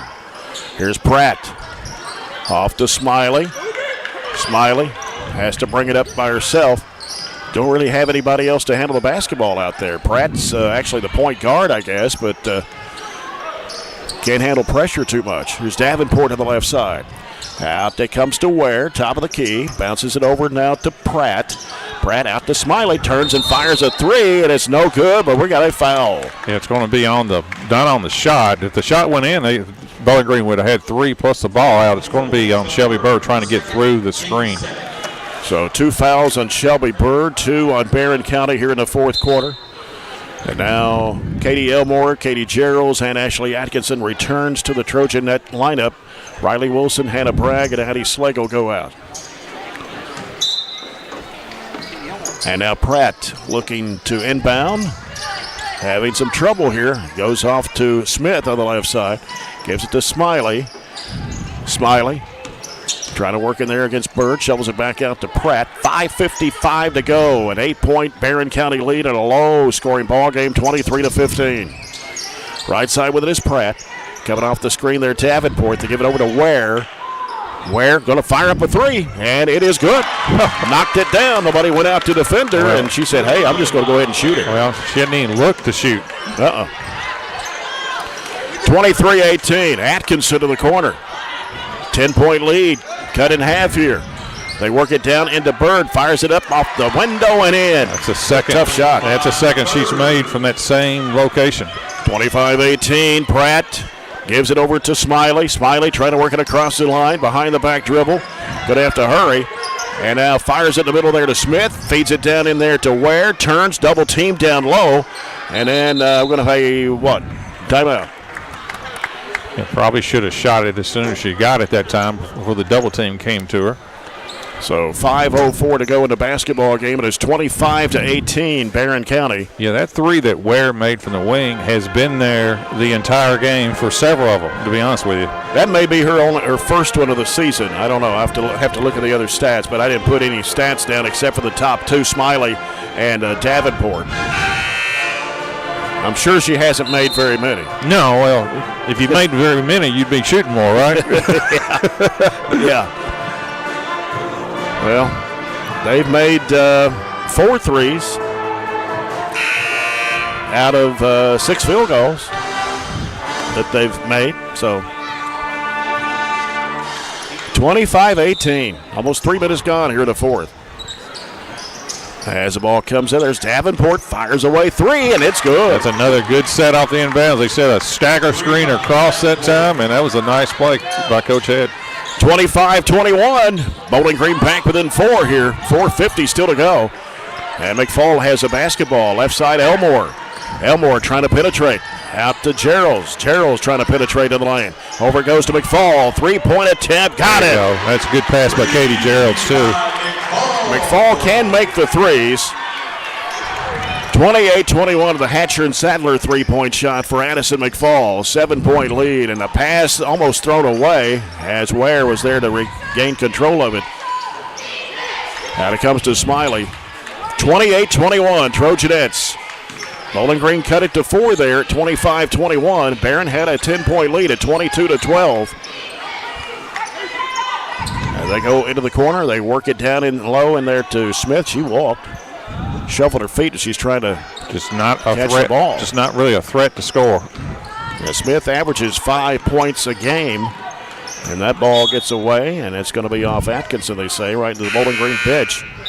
I mean, you got Shelby Bird right now guarding her. It's been Elmore all night, and now Elmore has switched out and guarding Smiley. But Barron just playing behind the post. Yeah. Just if you want to throw it in there, throw it in there. Macy with it in the right corner, bounces it out to Smiley. 3:50 to play in the game. 28-21, Trojanettes. It's Pratt with it out front. Pratt works to the left side, reverses back right. Gives it off to Smiley. Smiley against Elmore, taking it to the right side. Hands it to Macy. She got away with a walk, too. In the corner, Ware fires away, hits again. That's about 15 feet in the left corner. Yeah, she looks like she should be shooting more. 28-23. 3:20, breaking the lane. Here's Bird flipping up the shot. It almost went in. Got her on rebound, going back up with it. No. Wanted a foul there, but no call. 3:10 to go. Bowling Green with the basketball. Smiley trying to get some space. Elmore picking her up. 3 minutes to play. 28-21, Trojanettes. And now 5-second count. Elmore stayed with her. And Smiley had nowhere to go, and Barron County will get the ball off the turnover. And Piper Lindsay will call for a full timeout here. 2:58 to go in the game. Barron County 28, Bowling Green 23. This is a Scooters Coffee timeout. And don't have any other scores to pass it along. I think, of course, Glasgow girls were at South Warren, but the boys' game is at home against South Warren, and that game just now about to get started. That puts you in a dilemma, doesn't it? Yeah. I think that was don't think that's going to happen a lot. I'm just trying to think why you would do that other than maybe that you wanted your freshman and JV to play as well. I'm not really for sure, but from an administrative point of view, it's a nightmare, to be honest with you. And from a broadcasting point of view, it just forces you to pick one. That's right. I mean, that's never a good thing. Probably the more competitive game is the home game at Glasgow and South Warren, where the girls probably not as much. Plus, you could stay at home and broadcast a game. So, well, we still have a game right here. It's 28-23. I mean, it's not over yet. These games they're hard to play, and from a player and a coach perspective sometimes, especially from a player perspective, not a lot of fun. Players like offense and things like this, and these games are just these grinding out games and so forth, and these mini runs mean a lot. Yep. Mahala Burton with it, sends it over to Atkinson. Atkinson's going to drive to the bucket, puts it up, missed the shot, but got fouled. Oh, what a defensive mistake by Bowling Green. Bowling Green thought the ball was going back toward their bench. They had 3 players on the wrong end of the floor. And Ware, her second personal, that's number 2 on Bowling Green here in the fourth quarter. Atkinson puts it up and in. 60% on the season. She has 6 points in the game. 29-23, Trojanettes. Second shot for Atkinson is in the air, and it's good. Back up to 7. It's 30-23. 1-2-1-1 looks like as they try to trap the ball. Here's Smiley trying to break the pressure. Gets it across midcourt. Now Smiley. Defended by Elmore. Goes to Pratt. Pratt on the left wing. Coming out to get the pass is Smith. Smith out top with it now. Gives it over to Macy. In the corner, here's Smiley. She's going to fire it up. Three-point shot comes up way short. Long rebound comes to the right side over to Elmore.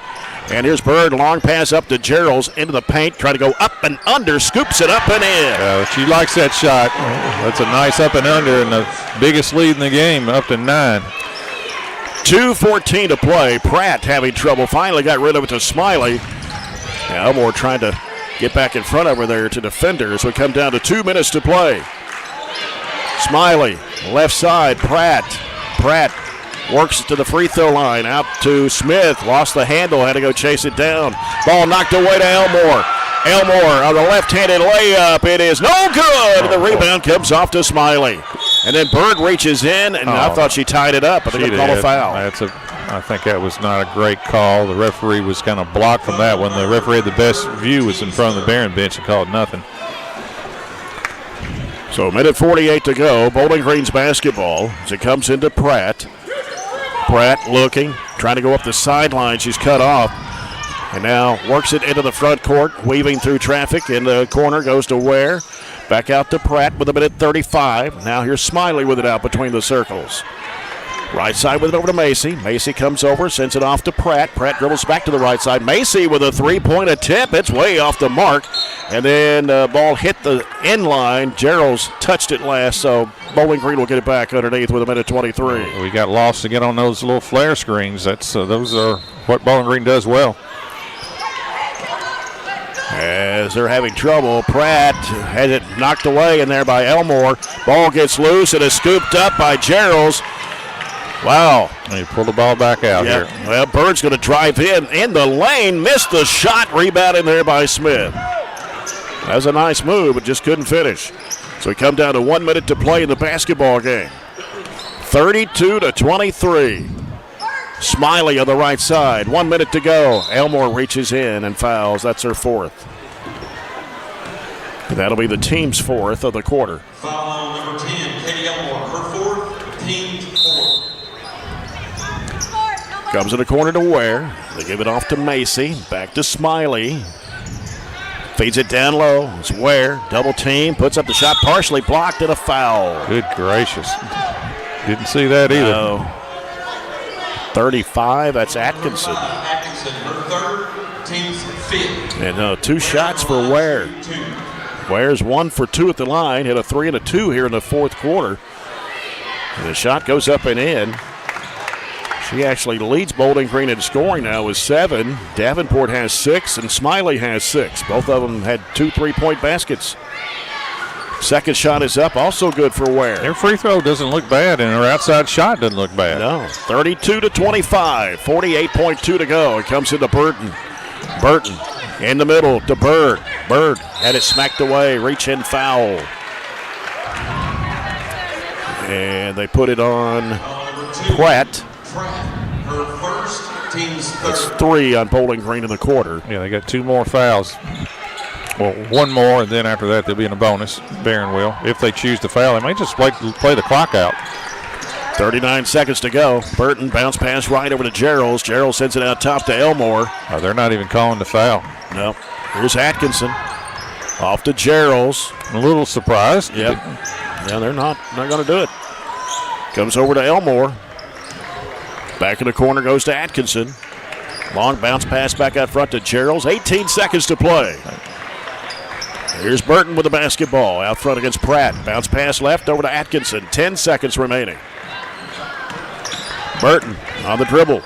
Back over to Atkinson. 5 seconds. They'll just hold it and let the clock run out, and Barren County will win it 32-25 over Bowling Green as the Trojanettes go to 14-2 on the year. Bowling Green drops to 6-6 on the season. And the Trojanettes got outscored in that fourth quarter, 13-10. That was the biggest quarter for either team scoring-wise, but wow. But a win's a win. A win's a win. That's exactly right. I mean, Bowling Green's not easy to play against. They are very good defensively. I mean, very, very good defensively, and they're just not easy to win. Now this is a game. If this is in a regional tournament, you are completely 100% happy. Let's move on and so forth. Well, that's right. 32-25. Coach Piper Lindsay joins us now for Coach's Comments, brought to you by Edward Jones Financial Advisors, Jamie Harris and Sheila Perkins. And, Coach, we talked about before the game, Bowling Green holds their opponents down to 36.2, but they only score 43.5, and you hold them to 25. We did. Of course, going in at halftime, we held them to 11. I was like, all right, of course, we were upset we only scored 14, but we'll hold it to 11.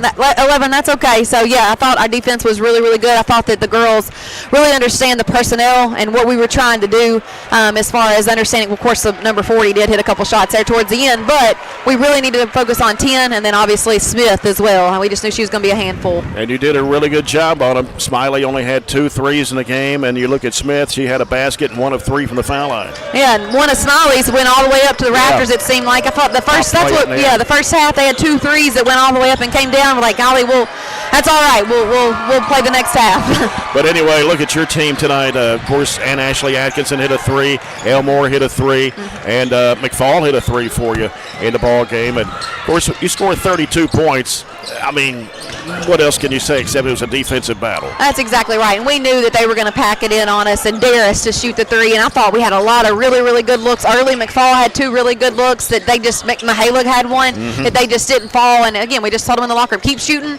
And McFall, like you said, did. And Elmo, I'm just glad that she's gotten some courage right there, confidence. She hit one the other night. She's hit one now. So that kind of pulls the defense out, makes you guard them, and then that way we can get inside some. Yeah, and then, I mean, you had 4 different players hit 3-pointers, so that opens up. And you had, one time you had Bragg and Wilson in the ball game at one time, right? Yeah.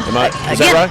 Well, it was. We kind of had a challenge, as far as their bigs. We told them that this is one of the first games that we have been more big, had to play our bigs, and this, it's a challenge for you. Let's see if you can be physical and do something with their bigs inside.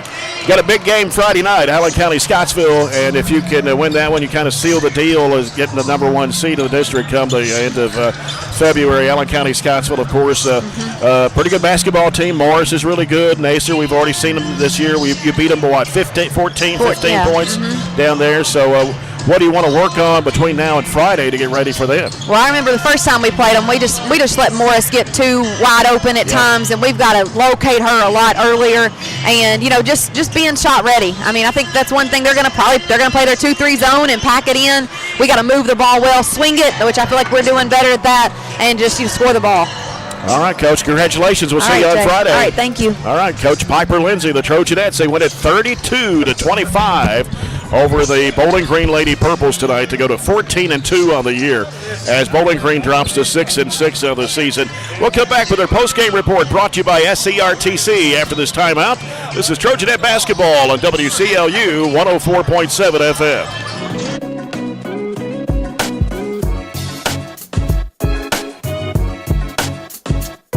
Extreme Health Club and Extreme Fitness for Women, both with 24-hour access. And Extreme Blend Smoothie Bar to help you refuel and recover. Over 8,000 square feet of weights in Extreme Health Club and ladies only at Extreme Fitness for Women, including tanning beds, both with access to saunas, infrared saunas, and the 90-degree saline therapy pool. You'll love the wide variety of classes with experienced instructors. Personal training is available and with the best in the business. Call or stop by today and see what everybody's talking about. Get in. We're making country great again. Come on. Whiskey River, take my mind. Willie 94.1. You got to have an ace in the hole. Willie 94.1. I'm a hard working man. The Big Willie. Oh, little rock. It's great country. Willie 94.1. We're making country great again, and we've got the Real Trader for you every weekday morning starting at 8. Join me, Mac Daniels, for it right here on Willie 94.1. At Don Franklin, we're about more than just selling cars. We're about families, generations of them. Founded by my parents in 1968, we've been here growing alongside you. From the first family car to the newest model for the next generation, our values of trust, care, and commitment are in every handshake, every deal. With over 5,000 vehicles to choose from, check them all out at DonFranklinAuto.com. Don Franklin, driven by family.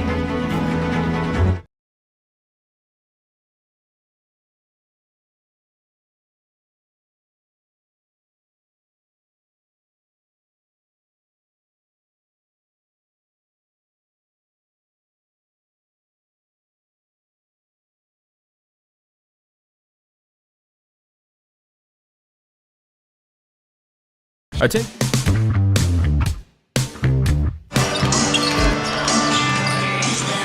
County Trojanettes 32, Bowling Green 25. As we welcome you to the postgame report brought to you by SCRTC. SCRTC's alternative to cable is MyStream TV. Switch today and save on your cable bill. Barren County jumped out to an 8-0 lead to start the ball game. Ended up with a 10-5 edge there at the end of the first quarter. In the second quarter, Bowling Green outscored Barren County 6-4, but the Trojanettes took a 14-11 lead after Addie Slagle hit that banked-in three-point shot to give the Trojanettes the lead at halftime at 14-11. And then in the third quarter, Barren County scores 8 to 1 point for Bowling Green to take a 10-point lead at 22-12. And then in the fourth quarter, Bowling Green scores 13 to Barren County's 10, and the Trojanettes win 32-25. Looking at the post-game stats brought to you by Southern States Co-op and their new location on Cross Street. Bowling Green had 8 field goals. 5 of those were three-point shots. They were 4 of 11 from the foul line. And Corey Ware came off the bench to lead Bowling Green in scoring tonight. She had 8 all in the second half.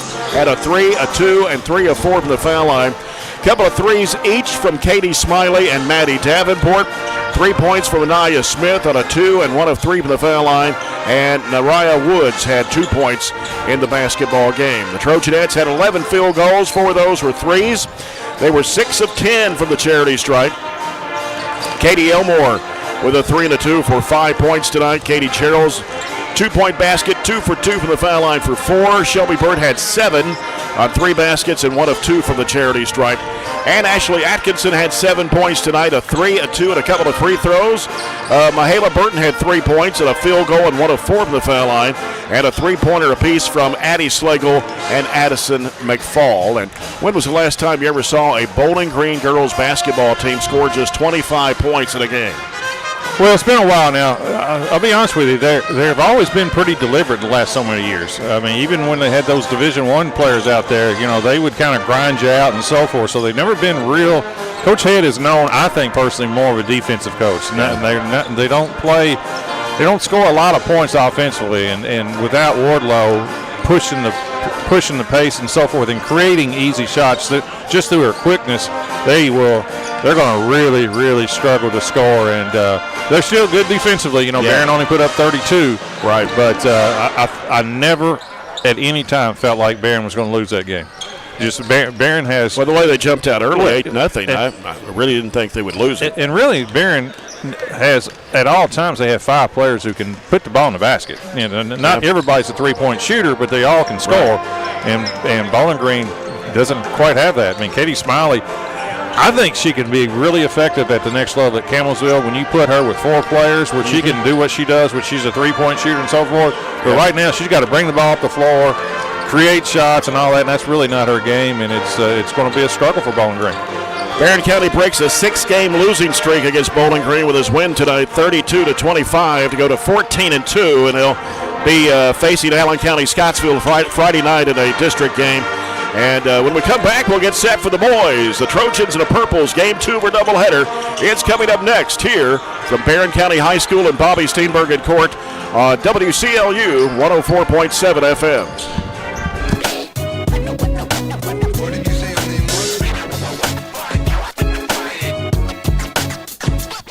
Attention Glasgow. The Glasgow EPB and American Cable, your local authorized dish network retailer, are teaming up to help you save on your monthly bill. When you switch to American Cable and Glasgow EPB Internet, you not only get access to big savings with TV packages starting at only $91.99 a month with a 2-year price guarantee, but you also get 2 years of Netflix absolutely free. This special offer is only valid for a limited time. Call 270-651-8341 or 270-847-4542 now.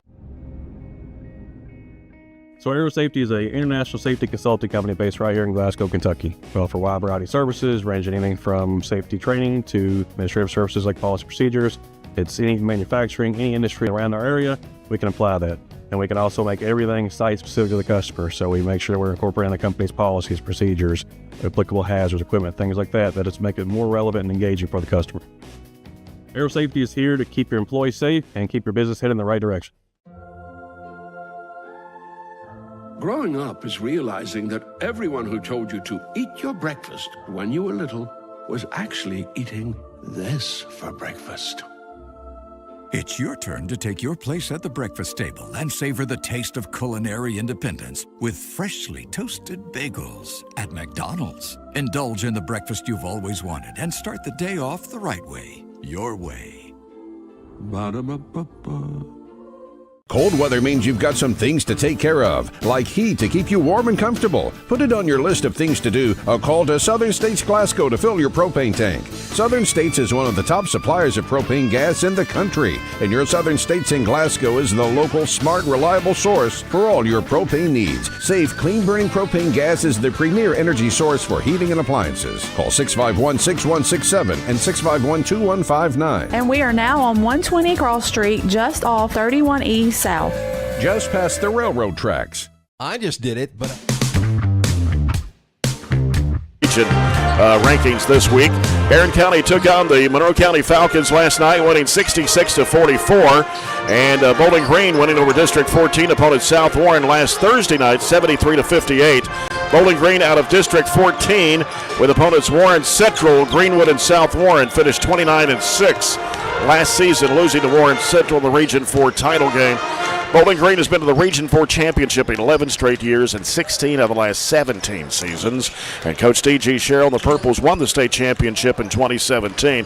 Of course, Bowling Green and Warren Central have dominated the 4th region the past 25 years.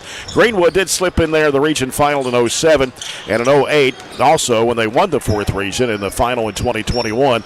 Barren County was region runner-up in 16, Russell County in 13, Franklin Simpson in 09, Metcalfe County back in 06. Of course, Barren County won the region in 99, Russellville in 98, 2000, and 01. But since then, it's been mostly a Bowling Green, Warren Central region final. And Bowling Green has won 20-plus games, 17 of the last 18 years, and 30-plus 3 times in 15, 16, and 17.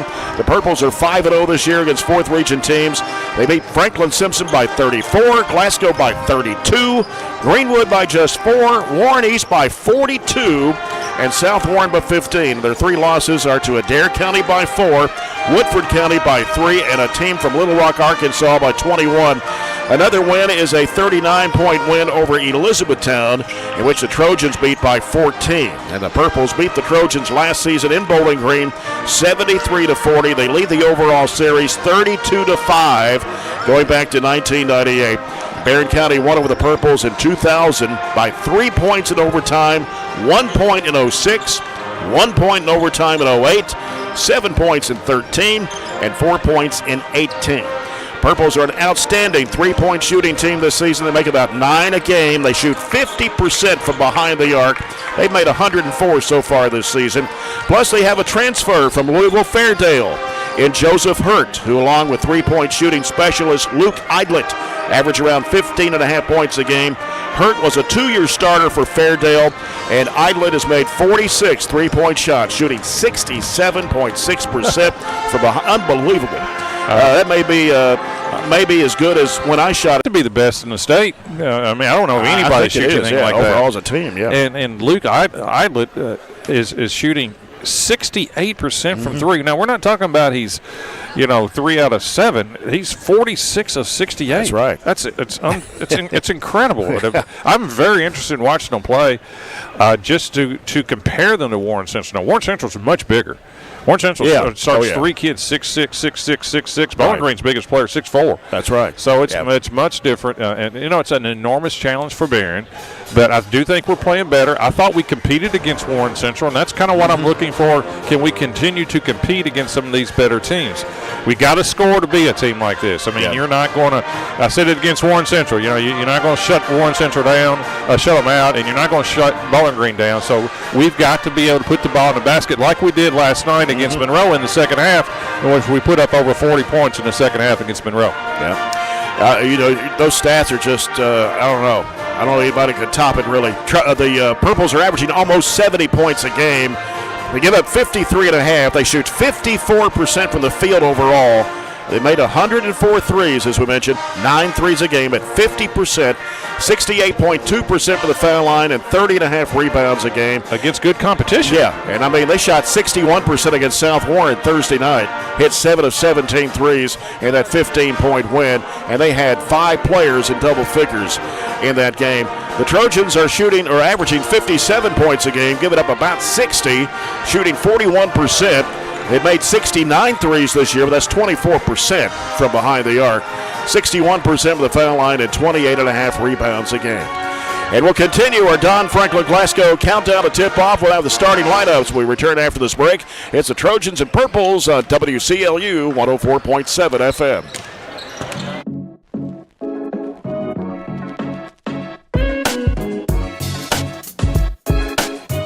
I just did it, but I waited way too long. Trust me, it's about time you left cable TV behind and started saving with MyStream TV from SCRTC. Already have TV with SCRTC and you still have cable boxes and wires everywhere? Talk to SCRTC about MyStream TV and compare it to your current service. The best thing about MyStream TV, you'll save money and get up to 1 gig symmetrical internet. Visit SCRTC.com and click on the MyStream TV logo at the top to start saving on cable today.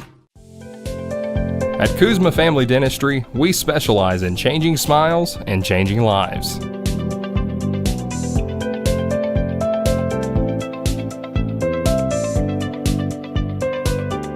If you'd like to experience this wow factor transformation that not only can change your smile, but change your life, give Kuzma Family Dentistry a call at 270-651-2638. Located at 501 West Main Street in Glasgow.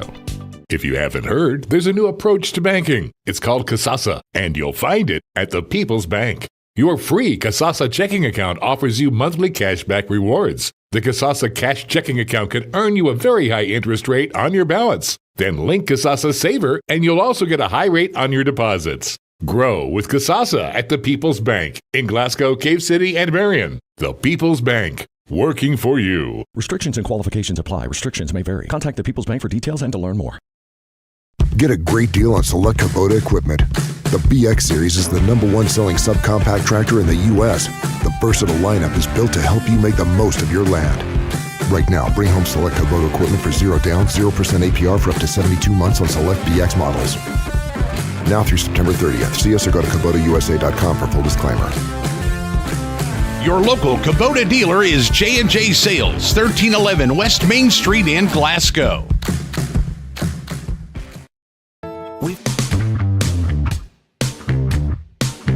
Purples, fifth-year head coach D.G. Sherrill, his second time coaching the Purples. He coached them back in 06 through 17 and won some state championships. Won the state tournament back in 17, state runner-up in 15, and been to the state tournament several times under his leadership. And they'll start Joseph Hurd, a 6'2 senior, 15.4 points, 5.8 rebounds. Luke Idlet, a 6' senior, 15.5 points a game. Braylon Banks, a 6' senior, 12.6 points a contest. Chase Wardlow, a 6' senior, 11.3 points. And Deuce Bailey, a 6' senior, 9.8 points and 4.2 rebounds. They've got 6 seniors, actually 7 seniors on this Purple basketball team, and all 5 starters are seniors for the Purples. For the Barren County Trojans, under 17th-year head coach Warren Cunningham, assistant coaching staff of Matt Gardner, Jared Browning, and Gavin Withrow. Tate Spillman, a 6' senior, averaging 11.2 points and 4 rebounds. Bray Bewley, 6' senior, 6.7 points a game. Joshua Decker, 6'5", 235 and a senior, 11.4 points, 7 boards. Waylon Clemens, 6' senior, 3.7 points a game. And Kate Hardy, 6' junior, averaging 9.3. Those are your starters for both teams tonight, brought to you by Kuzma Family Dentistry. And the officials for tonight's game brought to you by McDonald's of Glasgow, the same 3 we had in the girls' game, Jamie and Bailey, Chris Sweeney, and Kendrick Adams. And we'll have the Farmers RECC Jackie Browning Memorial opening tip-off. First quarter of action brought to you by the People's Bank, working for you. And, John, let's go over quickly the J&J Sales keys to the game. For Barren, we have to score. I mean, it's plain and simple. Had to make shots. It's not necessarily scoring; it's making shots. And I do think a big key tonight, outside of making a few shots, is Decker. I think Joshua's playing super. He has a size advantage. Joshua's 6'6" or 6'5", and Bowling Green has nobody over 6'4". Getting the ball inside to Decker could be an advantage for Barren, and that could actually set up more open shots from the outside. All right, you're listening to our broadcast here on WCLU 104.7 FM and online at WCLUradio.com/Trojans-Sports. Also on live stream tonight as well on BCHS Live. Jay Turner with John Butler here. Jake Norris is our producer. Aaron Russell on the live stream tonight with his crew. Barren County to our left, Bowling Green to our right. And they will be in purple uniforms with the old gold numbers and letters. And Barren County down to our left in their home white with burgundy numbers and letters outlined in gold. I'm not sure if we have as many tonight as we had last night, especially back behind us. Yeah, Monroe always brings people, right? Yeah, they had a pretty good crowd last night.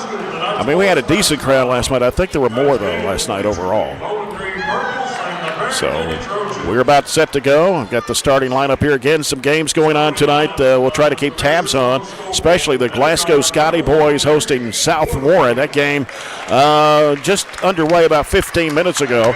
Chase Landrum and Bruce Tribune with the broadcast of that game over on WCLU Blue at 103.1 FM. I was looking today at the region records and so forth, and I did not realize that Clinton County boys, they are 17-0. 17-0. That is correct. And I did see them one time. I think you were here too. They played Glasgow over Glasgow here. Clinton beat them by like 30. And I was, are they as good as Bowling Green and Warren Central? No, but they could be. I definitely think they're top 5. I think Greenwood must be really good. Yeah. You look at the scores. Greenwood has competed real well against both Bowling Green and Central. And they only lost to them by 4 points. That's to Bowling Green, right? Yeah, I think they competed well against Central. I believe that's right. So I'm sure they're pretty good as well. But to be 17-0 on January 14th, that's pretty impressive. Mm-hmm. Yep. We'll see Clinton County later on in the season over in Albany. I think it's toward the end of the season, but it's not the very last game. It used to be the very last game of the season, and now it's I think it's the next to last week of the season. It was always the last week on Thursday. Yep, and it's on a Friday night this year, and Taylor County, Russell County will be the last two on the schedule for the last week before tournament time starts. Things change. Yeah, we are halfway through the season now. That's correct. And district tournament, of course, will be here at Barren County this year. For those that don't know, in about 5 weeks, 5 to 6 weeks, right? Yes, about 6 weeks away. So, interesting game coming up Friday night, though. The Trojans and the Patriots. Barren County 3-1 in district play. And here's the toss. Oh, well.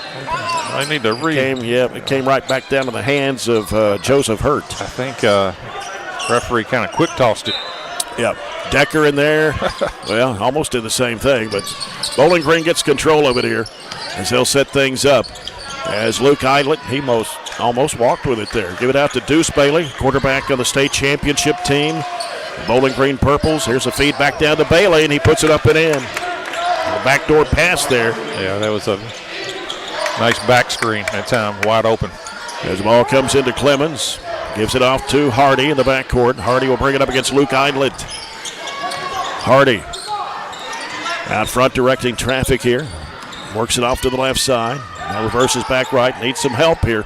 Goes in the corner to Spillman. Now Spillman trying to work around to the left of the lane. Dish it back out there to Clemens. Clemens will hand it back off to Spillman. Bluffs the three. He wants to drive into the lane, but gets cut off. Here's Bewley. Goes across the key. He'll dump it back over to Decker. Decker gives it back out to Spillman. Now Spillman goes back to Hardy. Hardy wants to drive. Pulls up a fadeaway. Had it partially blocked. Decker puts it up. No good. Trying to get his own rebound. Taken in there by Bowling Green. That's Joseph Hurt. So they go out for a three-point shot. Hurt no good for three. And it's rebounded there by Bewley. Bewley works it into the front court. Left side it goes to Clemens. He goes up the baseline. Kicks it off in the right corner. Hardy open for the three. He got it. That's good offense. Good baseline drag that time by Clemens on the kick to Hardy. So that's the first Hatcher and Sadler Funeral Home 3-point shot of the basketball game. The Trojans 3, Bowling Green 2. Eidlet, I don't know. What? Somebody tripping? It's going to be on Hardy on the reach. His first, team's first of the quarter. And Bowling Green will have the basketball out of bounds. Bailey will toss it in, left to the hoop. Bailey sends it off in there to Banks. Working inside, left of the lane, going up against Clemens, puts it in. Too easy. Braylon Banks, who averages 12.6 points a game, gives Bowling Green a 4-3 lead. Bewley with the basketball out front with it for the Purples. They go right side with it over to Decker. Now Decker dribbles it out, gives to Hardy, swings it left side to Bewley. Bewley wants to drive the basket up and under. Move, got it to go down. That's a good move that time by Bray. Hung in the air, a little dipsy doodle there. Dipsy doodle finish. 5-4, Barren County. Here's Bailey in the corner, giving it off on the baseline. He's cut off in there. That's Wardlow. Back out now to Banks. They give it to Bailey now. 5:50 to go in the first. 5-4, Trojans lead it. Now Bailey putting down the dribble. Goes to the right side with it. Over to Wardlow. Wardlow back to Banks now. They work it inside. Eidlet flips up the shot and puts it in. Came from the left side. Good offense that time. We're really trying to take away the three, which we should, but Bowling Green's doing a good job of adjusting. 6-5 the score. Purples lead it. Here's Spillman. Leaves it in the corner with Decker. Decker now turning, looking, going back to Spillman, deep on the right side. Trying to get around his defender. A whistle and a foul to be on Wardlow. Yeah, that's one of those fouls you don't want because that was going to be a wide open finish and layup by Tate. And Bewley right side of the bucket to toss it in. Feeds it underneath to Decker. Trying to go up strong. He's double teamed underneath the basket. Hardy for three. Write it down. That's the benefit of going inside, though. It creates inside-out threes. And it's 8-6. Hardy with two back-to-back. Hatcher and Sadler hit her home 3-point shots. Right side with it. Hurt going the baseline. Goes up and under and puts it in.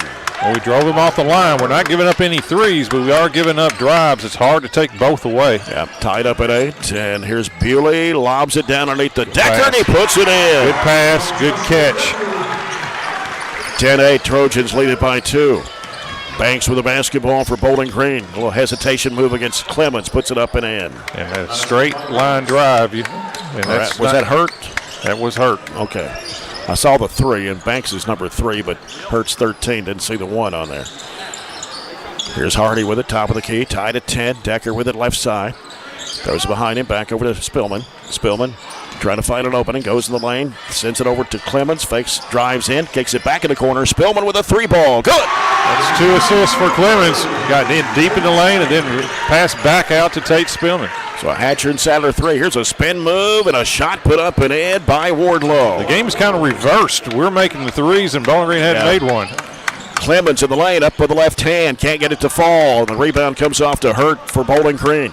Hurt pushing it down the floor, leaves it off in the corner. Bailey for the 3, no. Long rebound comes off to Bewley, lobs it over to Spillman. Spillman driving, had it poked away from behind and out of bounds. Jackson Reese will check into the Trojan lineup now. 5'11 senior, averaging 4.5 points a game. Also Gavin Nunn, 6'6", 230, a junior, averaging 4.7.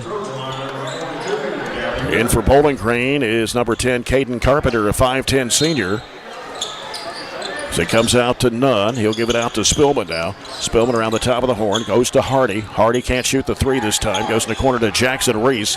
Reese sends it back out to Bewley. Bewley looking inside, they got him fronted in there. Goes down in there to Nunn, back out to Hardy. Long range 3, bottom! Another 3 by Cade, and again another inside-out assist by the post player. That time was Nunn. How about Hardy on fire here early with 3 Hatcher and Sadler 3-point shots. It's 16-12, Barren. Banks with the basketball. Over goes to Eidlet. Eidlet driving into the lane. Up with the left hand. No good. Batted up in the air. Whistle and a foul. I think they're going to give that on Gavin Nunn. And they are. And that'll be his first and the team's second of the quarter.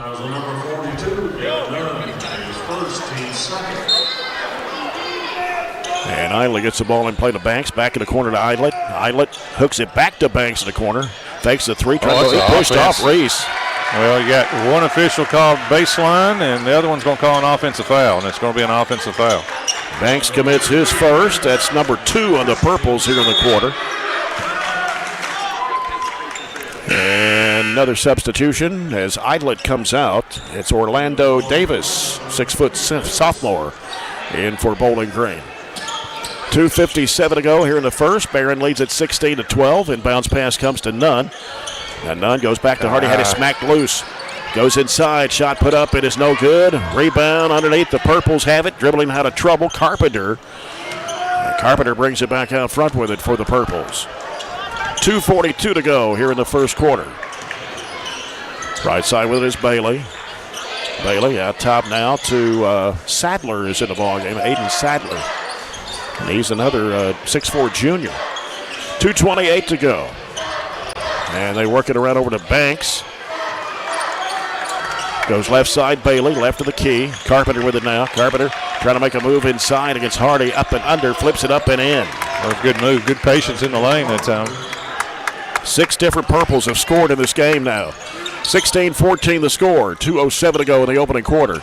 Spillman with a basketball. Going to drive against his defender. Kicks it all. Bad pass. Picked up by Carpenter. 2 minutes to play here in the quarter. Carpenter brings it in front court. Carpenter stops and gives it off to Bailey. Bailey trying to get around Spillman there. Almost lost the handle. Brings it back. He carried it. That's great defense by Tate Spillman one-on-one with Deuce Bailey. Carpenter trying to work off of the screen there. Trying to penetrate against Bailey. Bewley. And now whistle and a foul. Pretty good one-on-one defense by Bewley, too. It's going to be his first, team's third of the quarter. And Ben Blackburn checks into the Trojan lineup now, 6'2 junior, averaging just over 3 points a game. He'll come in for Bray Bewley. Idlet is back on the floor now for the Purples. A 3-point attempt is way off the mark. Spillman underneath the basket, scoots it off there to Jackson Reese. Jump pass up court to Hardy. Breaks toward the middle of the court. Now leaves it out there with Spillman. Minute 23 to go in the first. Here's Spillman going to drive hard to the basket, and he gets fouled. And it'll be charged to Davis. His first, number 3 on the Purples here in the quarter. Nunn gets it in play to Reese, right corner.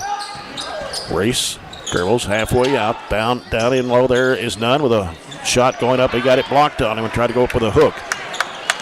Here's Idlet into the front court. Idlet gets with the basketball to Carpenter. Carpenter driving around Blackburn, puts it up and in. Carpenter with his second field goal. Ties it up at 16. Just under a minute to play here in the first. Here's Hardy racing across the timeline. They're reaching in on him.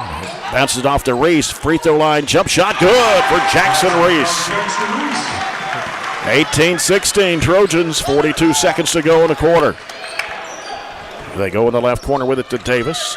Davis hooks it out there, top of the key to Wardlow. Wardlow trying to drive against Spillman, puts up the shot, and it's going to go in. That's a heck of a shot. That was well defended. Shot it from his hip. Well defended as well. 18-18, 25 seconds to go. Spillman with it, trying to get it across the line against Wardlow. Angles off to the left side, gives it to Jackson Reese. Now Reese looking. He's guarded out there by Davis. Brings it back out with 10 seconds to go in the quarter. Bounce pass right elbow. Blackburn off to Hardy with another 3-point attempt. It looked good, but missed the shot. 2 seconds, one stolen away. Trying to dig it out there was Reese, but Islet not in enough time to get off the shot. And that ends the quarter. We're tied at 18 between Barren County and Bowling Green. And we'll return after this break. This is Trojan basketball at WCLU 104.7 FM.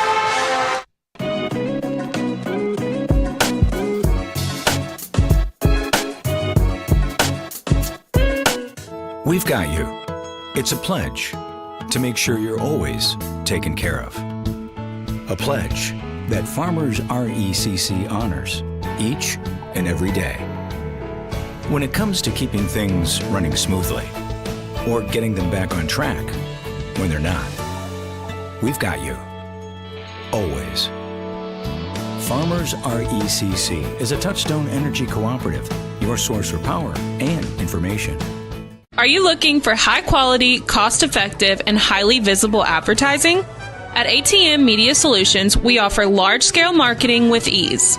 We have 4 LED billboard locations: Highland Pharmacy in Sonic, the intersection of 31E and Trojan Trail, Highway 90 East, Burkesville Road, and our newest location in front of Gondolier. Call 270-629-4542 to get a quote today. ATM Media Solutions. Advertise with ease. John Butler here from Barren County High School gym. Bobby Steenberg in court. Ian Mannion starting the second quarter. Got Bewley, Decker, Reese, Blackburn. Here's Decker driving, putting up the shot and in for the left side. Another good pass off the screen roll by Bewley, and that was not an easy finish by Decker. What a start for Barren. 20-18. Here's Eidlet. Headed off out to Hurt. Hurt trying to penetrate in the lane. We'll send it back over the left side there to Wardlow. Wardlow penetrating the lane against Bewley. Puts up the shot. No good, but a foul. And they put it on Bewley. It's going to be his second. That's just a hard to defend when people just, in fairness to Bray, it's hard to defend when you just put your head down and go to the basket. Yeah. Very difficult to defend, especially a team that shoots 50% from three. Right. And I don't think they've made a three, have they? No. That's correct. No threes. So Barron's done a good job of taking that away. But what makes Bowling Green a good offensive team, though, is they have other ways to score, but you have to take threes away from a team that's shooting 50% if you've got a shot to win, and that's what Barren has done so far. Yeah. Wardlow makes the first. The second one is on the way, and it's good. Wardlow had hit 9 of 12 free throws coming into tonight's game. Ties it up at 20 with 7:25 to go in the first half. Spillman bounce pass over to Mannion. Bounces back to Spillman. Bounces left side over to Reese. Reese breaks in the middle. Lobs it over to Spillman. He's in a trap, breaks through it, and now looks and gives it out to Reese. He'll give it back to Spillman. Now Spillman will give it to Blackburn. Back to Decker now. Decker back out to Blackburn again. Right side it goes to Reese. Now Reese trying to penetrate. Spin move. Stops. Looks. Shovels it back off to Spillman. Spillman trying to work into some traffic. Falling away. Missing the shot. Ball comes in the hands of Bailey. Ball gets away. Loose on the floor. And we're going to have a foul. I think we'll give it on Jackson Reese on the reach on the hard up. Yeah, it's going to be his first, team second. Yeah, both teams just going after the ball there. Waylon Clemens coming back in the game along with Cade Hardy for the Trojans. That'll leave Spillman, Decker, and Mannion on the court right now. Banks with the basketball for the Purples. He'll get rid over to Bailey. Bailey on the right side, back out to Wardlow. Swings it left, Eidlet. They dub it down to her to give and go. Back to Eidlet, trying to go baseline. Cut off by Hardy. Got around him, though. Put it up and in, and a foul. Boy, I don't know how to describe that move. It was like a little hesitation, like he was going back out on the dribble and then went back to the basket and got Cade on a reach. Yeah, that's going to be 2 on Cade Hardy. Eidlet at the line. The free throw shot is good. Eidlet is the one we talked about shooting, 68% from behind the arc. 23-20, Bowling Green, their largest lead of the game with 6:25 to play in the first half. Clemens in the backcourt gives it back to Spillman. Long looping pass across. It goes to Hardy with a jumper from 12. It's good. Boy, he is in great rhythm right now shooting the basketball. Yep, he has scored more points this half than he averages per game at 9.3. He's got 11 in this one. He's got half of the Trojans' points here. And Barren has shifted to a 2-3 zone. Wardlow for 3 out of the corner, drains it. It's going to be a difficult cover in a zone. They shoot it so well. 26-22. Purples lead it by 4. Clemens in the backcourt gives to Hardy at midcourt. Got into a trap. Decker with the ball now. Back out to Hardy. Cross-court pass diagonally. Spillman out of the corner for a 3. It is off the mark. And the ball out of there with it is Wardlow for Bowling Green. As Wardlow pulls up now and gives it over to Eidlet. Eidlet, 5:32 to play here in the first half. A 4-point Bowling Green lead. Here's Banks going to the corner now. And a corner shot is good for Wardlow. That's 2 in a row. Yeah, Wardlow shoots at 44%. He was just 10 of 23. I think Wardlow was one of the 2 football players, right? Mm-hmm. I think he was on the state championship team. I know Deuce Bailey was the quarterback. I think Wardlow was one of their players as well. Yep. Biggest lead for Bowling Green now. 5:23 to play in the first half. It is Bowling Green 29, Barren County 22. Think about the Glasgow game here. It's already halftime, and South Warren leads Glasgow 33-22. That's boys or girls? That is boys. I had a girls score here a second ago. Girls score, South Warren 21, Glasgow 7 after the first period. And that score update brought to you by Barren County Judge Executive Jamie Bewley-Byrd.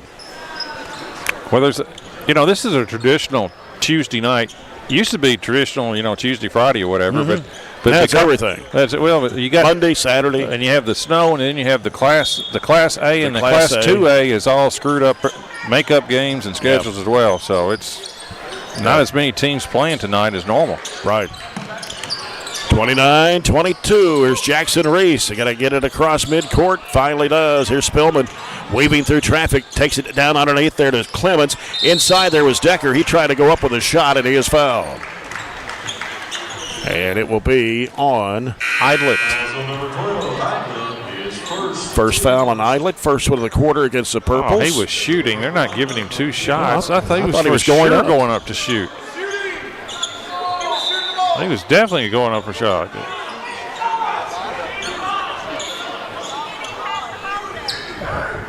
I honestly, I'm going to say something I probably shouldn't say. I think the only people in the gym that didn't think he was shooting was the officials. Even well, anyway. Coach Sherrill thought it was too. He winked at Warren. That's just, I don't know how you miss that. Spillman is going to be fouled out front by Banks, and that's his second. And the second team foul on the Purples here in the quarter. So Banks checks out. Bailey comes back in. And Hardy will inbound the basketball. Comes out to Decker. Gives it right back to Hardy. Hardy dribbled it off his foot. Turnover. Up court, Carpenter hooks it back to Idlet. He'll lay it up and in. That's a good 2-on-1 fast break by Bowling Green. And now a 9-point lead for the Purples at 31-22. Yeah, that's a little dangerous time for the Trojans. Spillman with it long range right. Top of the key is Decker. Decker back out to Spillman. Spillman trying to penetrate. That's a foul right there. No call. That's going to go off Hurt and out of bounds.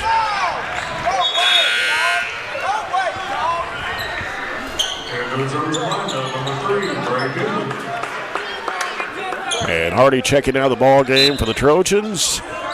As Bray Bewley is back in, ball comes into Spillman. Here's Jackson Reese on the left side, curls it back out, gives it to Bewley. Bounces down low there to Decker. Decker trying to make a good spin move, goes up with a shot, hit the side of the backboard. Bowling Green coming out of there with it. It's Wardlow pulling up and shooting a three. It's off the mark. Rebound to Clemens. Outlet pass, Jackson Reese breaks to the middle on the dribble. He drives the basket, trying to go finger roll, no good. Ball gets knocked loose, but picked up by Idlet. Idlet into the front court, throws it behind him, off to Wardlow, fakes the three. He gets cut off in there. Back out to Hurt. And now Idlet will set it back up again with 3:47 to go in a half. Idlet off to Carpenter, long range left. Carpenter back out now to Wardlow, trying to make a move on Decker. Spins, goes up with a shot. He puts it up. It's no good, but a foul. Just a hard matchup. I think, what makes Bowling Green good, especially offensively, is they all shoot it so well. We've talked about the three-point shooting, but every one of them, you notice, Jay, they can beat you off the bounce as well. Oh, yeah.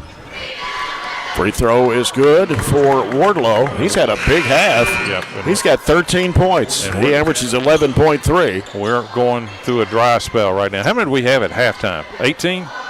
18 into the first quarter. We had 4 threes. Yeah, we only have 4 points. Only 4 points this quarter. Second shot also good for Wardlow. And it's 30. Okay, that's right. 33-22. Bowling Green with an 11-point lead. Got Will Brody Spillman in the ball game for the Trojans. A senior. Gavin Nunn has come back in. Clemens, Spillman, and Bewley on the court right now for the Trojans. Being chased in the backcourt. Clemens having trouble with it. Had to go chase it down. And a timeout by Coach Warren Cunningham to beat the 10-second count.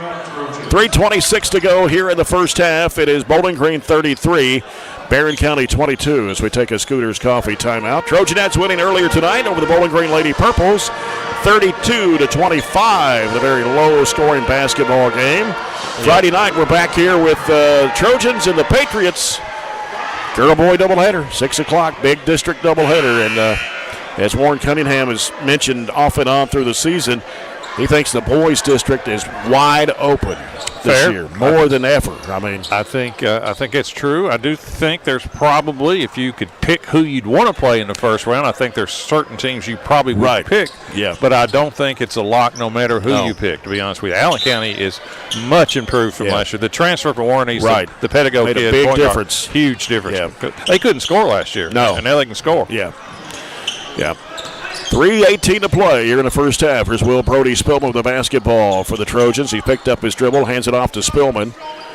And I believe Bowling Green's got a player or two new in there. Embry Dotson, number 11, a 5'11 sophomore, is in the game. Here's Will Brody Spillman. Baseline shot won't go. And loose ball picked up by Nunn. Over it goes to Clemens. He'll fire a three. And it bounces off and comes off the rim. We're going to have a push-off inside there and a foul. Gavin Nunn, and that'll be number 2 on him. 15 foul of the quarter, and that will put Bowling Green at the free throw line for the remainder of the half. I'm not sure who's going to the free throw line. I'm not sure the referees know. It's one of the bigger guys because it was on Gavin Nunn. Well, they're going to go for the rebound at the line. Well, he's the biggest one, so that's probably fair. Well, he's only made 27 of 30 foul shots this year, so best free throw shooter on the team, but he missed it. You put the old announcer jinx on him, didn't you? He scored a couple of baskets in the first quarter.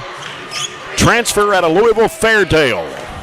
Been up there the last 2 years. Second shot rims off, and Clemens gets the rebound and a foul on Bowling Green.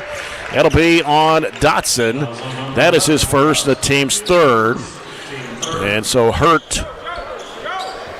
who normally has made about 90% of his free throws, missed both of those.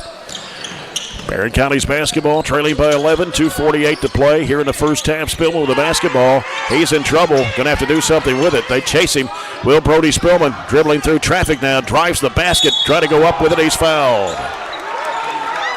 And they'll put it on Idlet. That's his second, the team's fourth of the quarter. And that will send Will Brody Spillman to the free throw line. Well, they've missed it on both ends, so it don't really matter, you know. Will Brody Spillman puts it up and in. That'll make it 33-23 as Decker comes back in the ball game to replace Gavin Nunn.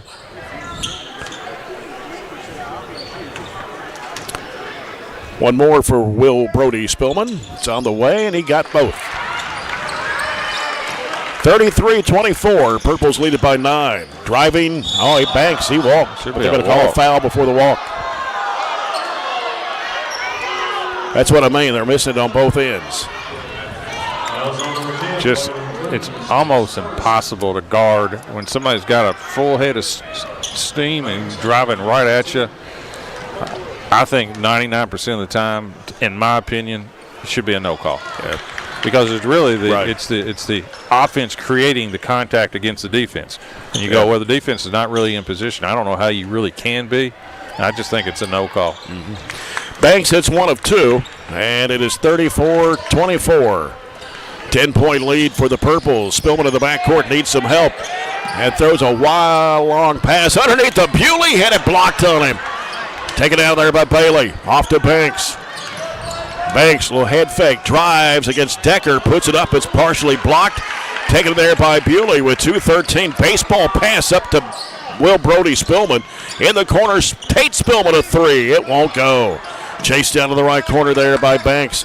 And a behind-the-back pass knocked out of bounds by Spillman as he got a little fancy with it there. I really don't know. I was getting ready to compliment Banks. He plays very calm and composed and so forth, and I really don't know what that behind-the-back pass was.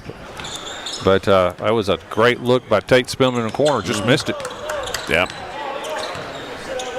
Carpenter with the basketball for the Purples into the front court with a minute 53 left to go here in the second quarter. Bailey with it on the left side. Gets a screen. Cuts back left. He's going to go to the basket and puts it in. He's so quick. Yeah, and they did a good job on the clear out. Cleared out, and that time he faked the screen roll and went opposite, and easy shot by Deuce Bailey. 36-24. Ball comes into Bewley. Bewley one dribble. Throws it over to Hardy. They're going to pass up to Decker. Decker Bounce pass underneath is broken up. Trying to go to Spillman with it.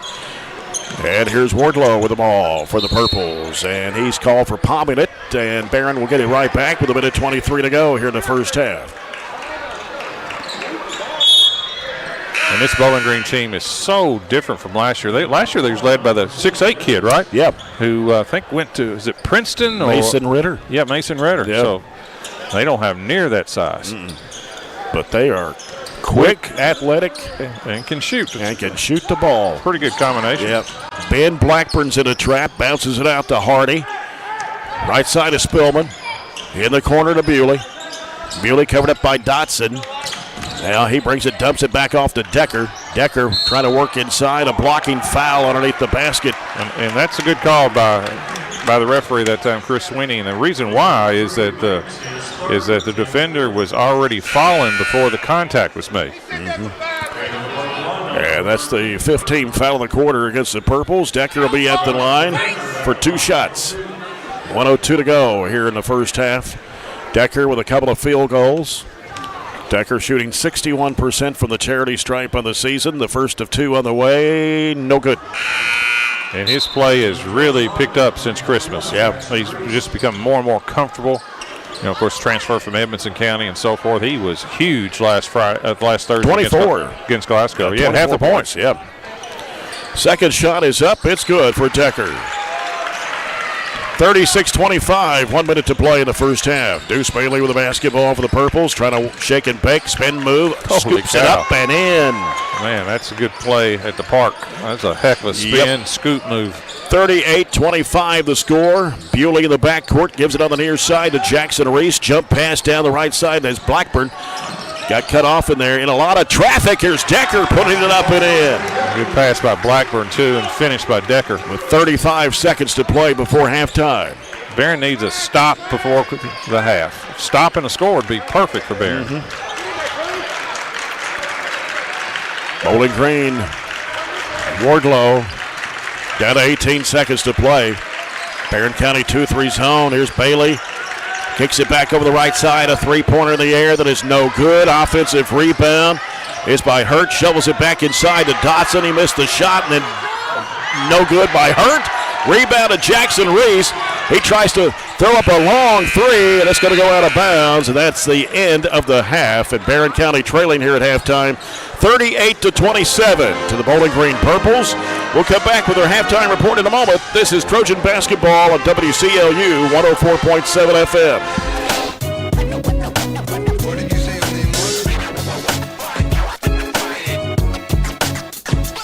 Get in. We're making country great again. Come on. Whiskey River, take my mind. Willie 94.1. You got to have an ace in the hole. Willie 94.1.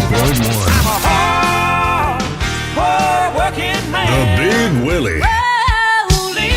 It's great country. Willie 94.1. We're making country great again, and we've got the real trader for you every weekday morning starting at 8. Join me, Mac Daniels, for it right here on Willie 94.1. At Don Franklin, we're about more than just selling cars. We're about families, generations of them. Founded by my parents in 1968, we've been here growing alongside you. From the first family car to the newest model for the next generation, our values of trust, care, and commitment are in every handshake, every deal. With over 5,000 vehicles to choose from, check them all out at DonFranklinAuto.com. Don Franklin, driven by family.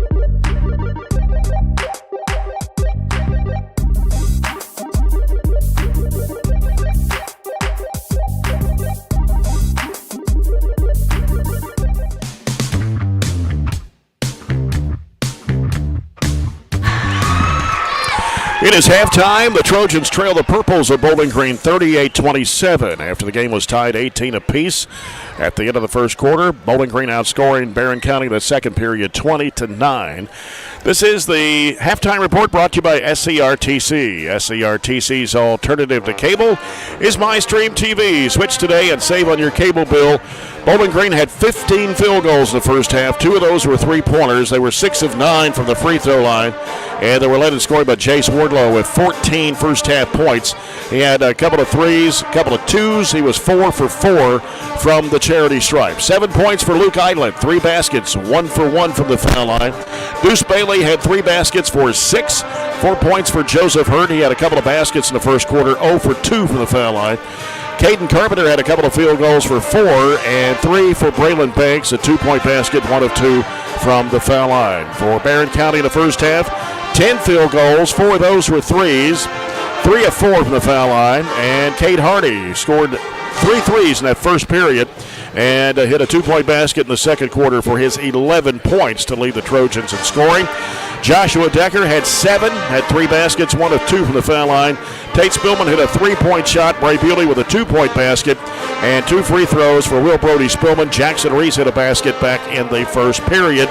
And that is the scoring for Barren County, as our halftime stats are brought to you by Riley Dental Group. I think all in all, from the Barren perspective, I think we've got to be overall fairly pleased, to be honest with you. Bowling Green's hard to guard. I mean, they're different from Warren Central. Now, you watch both teams. Warren Central's big, 6'6", 6'6", 6'6". They both shoot it well. Bowling Green is just they're quick, not very big, shoot it well, but they are hard to guard because you got to extend and cover their shooters, but they're athletic enough to go by you on your rotation and so forth. But the first half we were really scoring. We had 18 points at the end of the first quarter. Only put up 9 the second half, and Bowling Green, extended that, moved the lead out to 11. But we're still in the game. I think we're competing. Obviously a good half by Cade Hardy and so forth. I don't think anybody's playing bad, to be honest with you. It's just that Bowling Green is just, you got to score. I said before the game, you got to score to keep up with the Bowling Greens and the Warren Centrals. You just can't shut them out, and you got to continue to score and so forth. But I think overall, I think we have played well since basically the Christmas tournaments and so forth. Every game back that I've seen, and I think you've called, I think we played pretty well. Yep. Foul situation in the first half for Bowling Green. Braylon Banks picked up 3. Luke Idland had 2. And for Barren County, Bray Bewley with 2, Gavin Nunn with 2, and Cade Hardy with 2. 1 on Jackson Reese and 1 on Joshua Decker. So the score here at halftime, 38-27, Bowling Green. Remind you, you're following a broadcast here on WCLU FM, 104.7 FM Glasgow, also WCDS 1230 AM Glasgow, online at WCLUradio.com/Trojans-Sports. And another update, looks like South Warren leading Glasgow at halftime in that boys game, 33-22. Don't have a update score on the girls game between Glasgow and South Warren.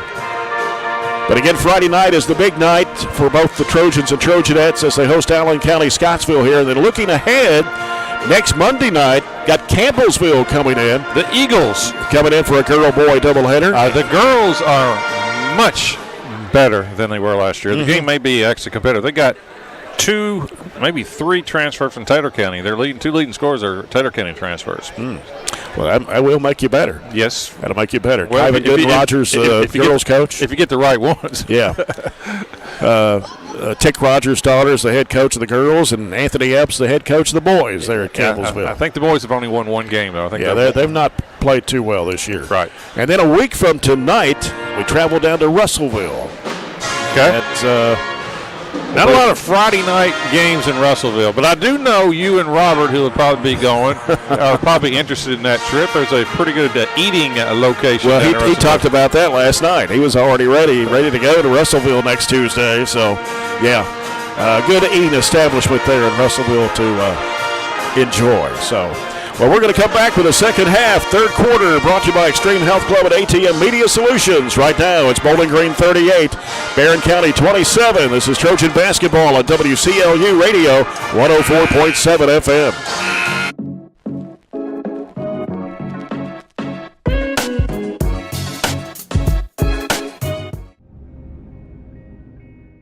So Aero Safety is an international safety consulting company based right here in Glasgow, Kentucky. We offer a wide variety of services, ranging anything from safety training to administrative services like policy procedures.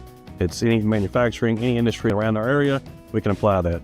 And we can also make everything site-specific to the customer. So we make sure we're incorporating the company's policies, procedures, applicable hazards, equipment, things like that, that it's make it more relevant and engaging for the customer. Aero Safety is here to keep your employees safe and keep your business headed in the right direction.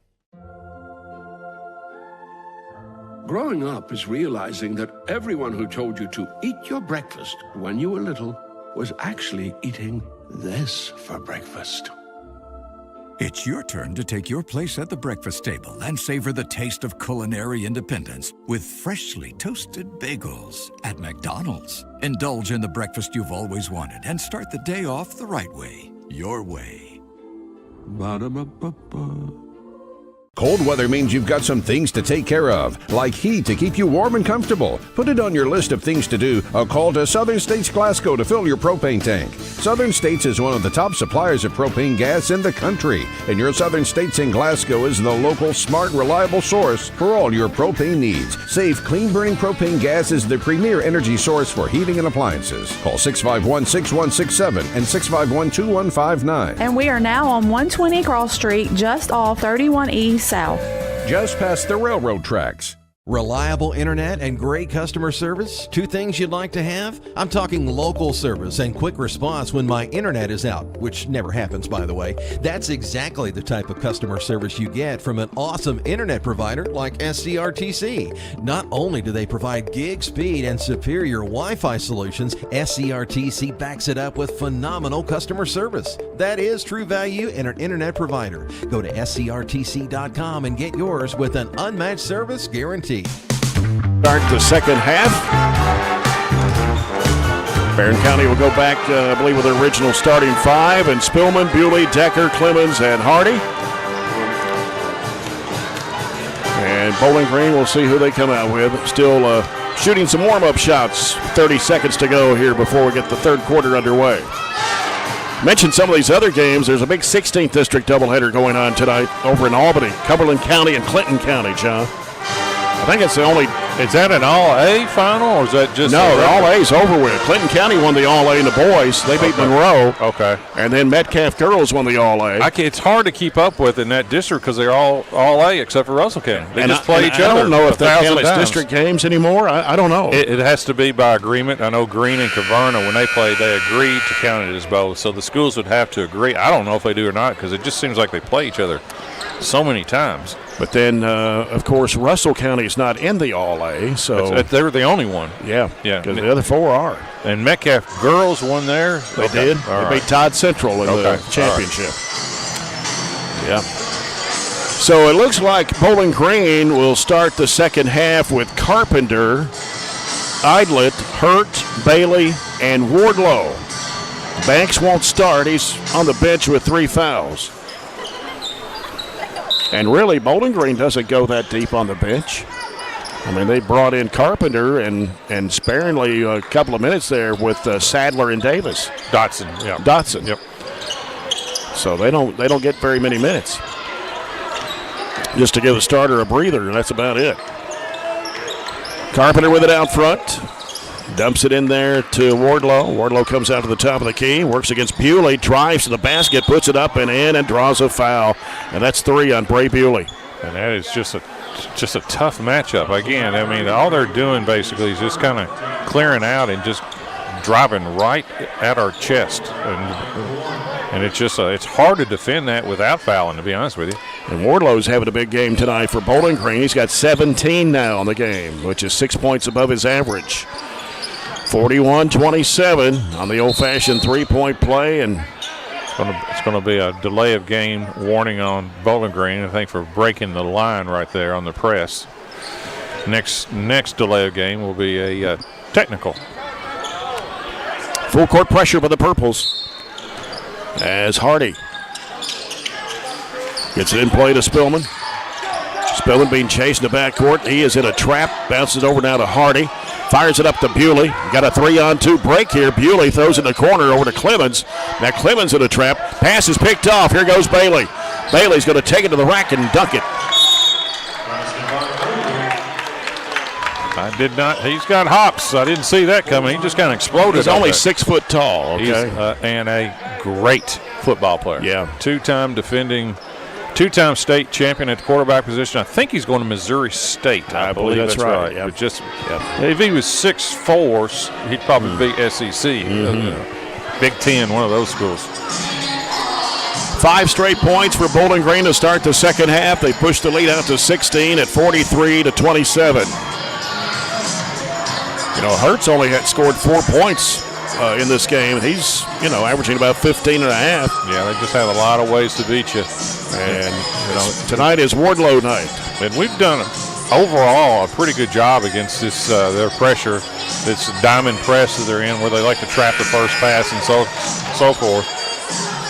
But that time, that turnover led directly to a dunk. Well, they beat Glasgow by 32. They beat Warren East by 42. They beat E-Town by 39. That's 3 common opponents for the Trojans. Here's Bewley in a trap. Hooks it over now to Spillman. Spillman in the front court. Sends it on the bounce pass in the corner to Clemens.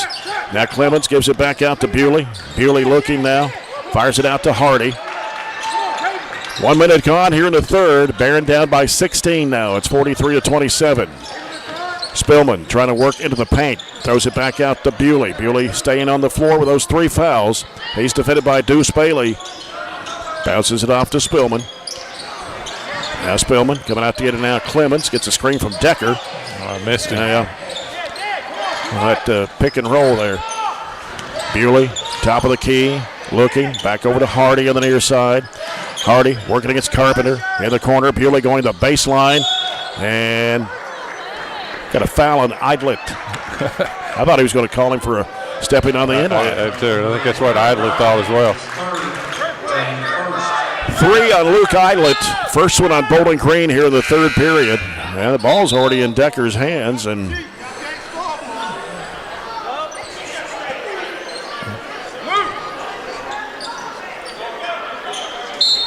I think they were wanting to put somebody in the game here for Bowling Green. Decker having trouble, throws it way out deep across the midcourt line to Spillman. Here's Hardy, deep on the right side. Hardy trying to drive the lane against Islet, puts up the jumper, no good. Decker with the offensive board. He had Hurt blocked out in there. He goes up against Hurt, puts it up, no good. Follows his own shot, no good. Back up, no good. And up, and Spillman is fouled on that shot attempt. That's good effort by the Trojans. A couple offensive rebounds by Decker, and then Tate Spillman. Good effort. Foul is on Wardlow. That's number 2 on him and 2 on Bowling Green here in this quarter. Tate Spillman only a 3-point shot in the first quarter. Misses the free throw. He's shooting 62% from the line. And in the game now for Bowling Green is Ethan Kirkwood, a 6'2 junior. Spillman back of the line for one more. And this one is on the way. It's good. 43-28. Purples. About 2 minutes gone here in the third period. And official timeout here. Don't think the clock did not start.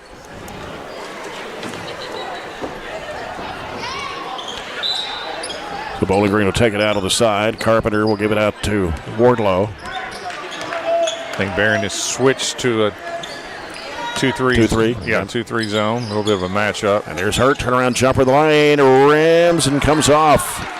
Rebound Decker. Baseballs it up to Hardy. Hardy across over to Spillman. Spillman trying to drive baseline. Throws it way back out to Hardy. Now he'll get rid of it over to Bewley. Bewley trying to penetrate. Works against Bailey in the lane. Throws it back off to Spillman. Curls into the lane. Trying to go up with a shot. Whistle. Basket's going to count and a foul. Yeah, I think Bowling Green wants to walk, but we're going to get the and one here. And a foul is on. Who did put it on? Bailey. That's third team foul of the quarter against the Purples. They put it on Wardlow, his third. Yeah, number 1. Yep. Free throw is good for Spillman. Old-fashioned three-point play. Puts the lead back to 12. Largest was 16. It's 43-31. 5.5 minutes to go in the third period. Barren stays in the zone. As Carpenter gives it over to Bailey. Bailey back over to Carpenter straight away. Now he'll send it over to Wardlow. Wardlow stays in the game with 3 fouls. They go in the middle there to Hurt. Back out now to Carpenter. Carpenter left of the lane, trying to jump stop, puts it up, no good. Rebound in there. That's going to be an offensive foul on Kirkwood. He lowered a shoulder into Joshua Decker. Decker went to the floor. Yeah, that was the correct call. Boy, he ducked that shoulder in now. And that's the 4th foul of the Purples here this quarter. Comes up to Decker. And a bad pass as Bailey picks it off. Bailey sends it in the left corner there. It's Carpenter. Thought about the 3, drives into the paint, throws it back off the right corner for a 3-point shot that's in and out. Rebound to Hurt. Hurt will keep it alive for Bowling Green. Carpenter with it in the right corner. Carpenter. And a baseline shot for Hurt is good. Well, Hurt deserves it because he just went and made a great offensive rebound. Timeout Bowling Green. That's only the 3rd basket for Hurt in this game, first since the first quarter. Yeah, he's their 2nd leading scorer, kind of tied, 15.4 a game. 44-31, Purples lead it here. 4:41 left to play, 3rd quarter. Let's see if we have a score update. South Warren leading Glasgow boys after 3 by 6. It's 55-49, South Warren. Game's tightened up. Yep, and in the girls after 3, down at South Warren, it's the Lady Spartans 55, Glasgow 28. Glasgow just struggles to score in girls. And that's the one thing that I think we have a dispute maybe on foul. Who's? I'm not sure who would have been on it. I don't know. Talking about here.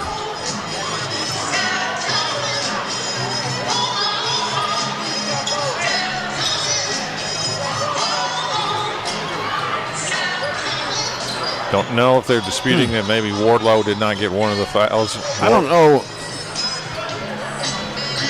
They put it on the board that he had to, and I'm not sure if it was on him. Well, they're going to bring in Davis. Well, if Wardlow comes out, that tells me he's got 3. Well, that's what I've got him for.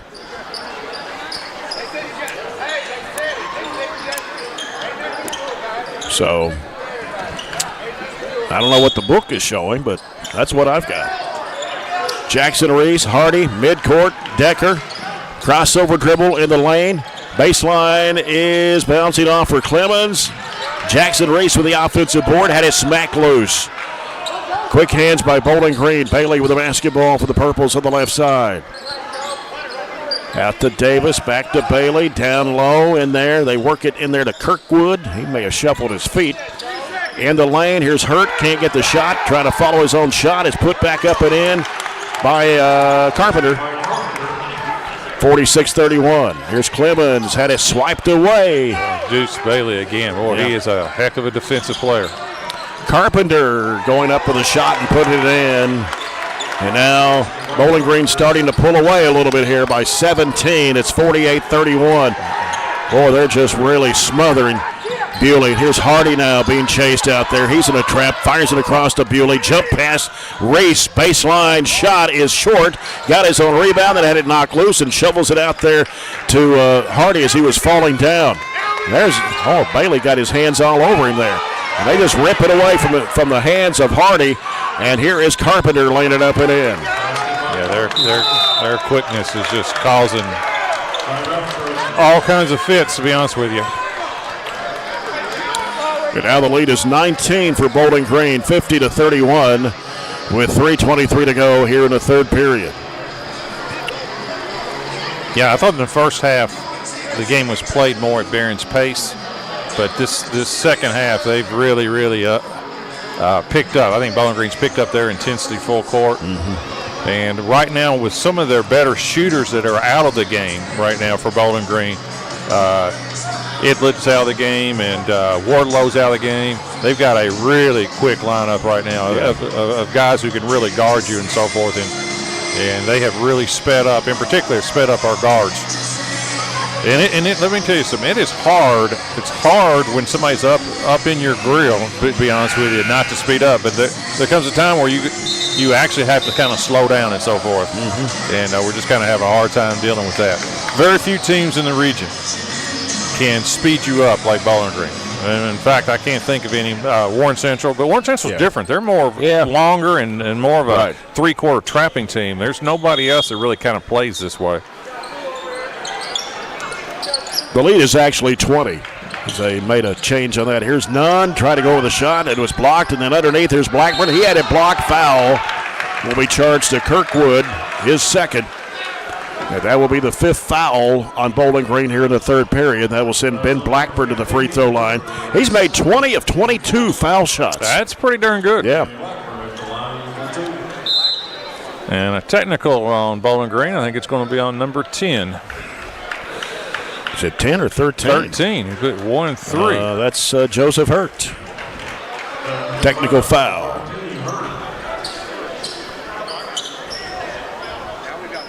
And then that's by one of the better officials in the region too. Yeah.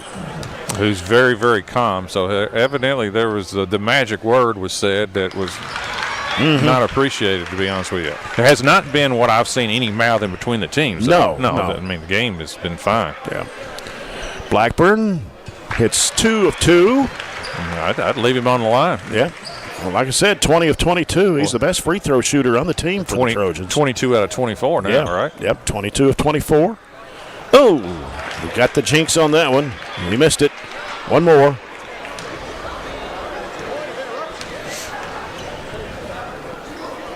Fourth free throw on the way, and it rattled out.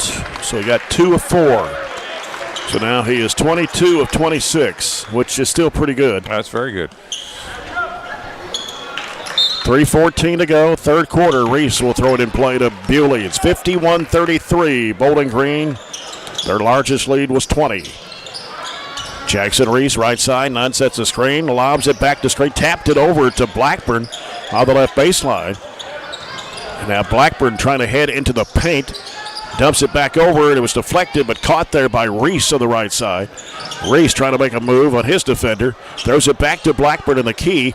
Blackburn had it knocked loose, chased it down, gives it back out to Spillman.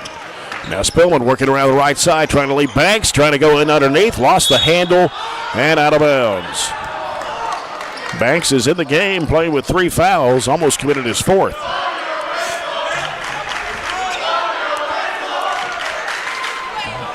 Ball comes into Bailey. As Bailey will send it over now to Carpenter. Carpenter on the left side of the floor. Out to Bailey. Bailey gets a screen, top of the key, picked up his dribble. Goes over to Banks on the right side. Now they set a screen for him. Banks with a spin move. Pump fake, makes it out to Bailey. Bailey trying to make a move around Bewley. Throws up the shot, got a whistle. Going to be a block, I believe. Jackson Reese, I believe, will commit the foul. And that will be his second. Team second of the quarter. And Bailey at the line for 2. 2 good quarterbacks out on the field, though, right? On the floor. Yeah, you got Tate Spillman and Deuce Bailey. And the free throw is no good for Bailey. 64.5% foul shooter of the season. We'll be making that trip more often next so many years in football, since we are rejoining the Bowling Green District. And I think we do go to Bowling Green next year. 52-33. As Barren drops back to 5A. Jackson Reese into the front court. Reversing back to the right. Lobs it over to Spillman. Goes baseline. Gets cut off. Now they work it inside. He throws it up and it rimmed off. Battle for the rebound. Underneath is Gavin Nunn. Out to Blackburn. Bewley open. 3 in the air. No good. Ball tapped underneath the Blackburn. One dribble, puts it back up and in. Good play that time by Blackburn. And Gavin Nunn kept the ball alive as well. 52-35. Bowling Green as we come down to a minute and a half to go here in the third period of play. Sadler's back in the court now for Coach D.G. Sherrill. Here's Carpenter and a foul. So he takes a tumble. He is quick, but you got to make Carpenter shoot the three. He's not known to be a shooter. He's a driver. Foul is on Nunn. His third, team's third of the quarter. Carpenter, 60% foul shooter. 10 points in the basketball game coming off the bench. Free throw rims off.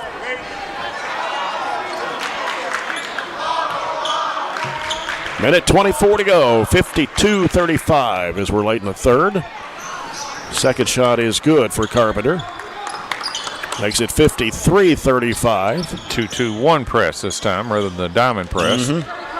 Bewley in a trap, bounces it off to Reese. In the middle goes to Blackburn. Blackburn gets around his defender, and he's going to be fouled.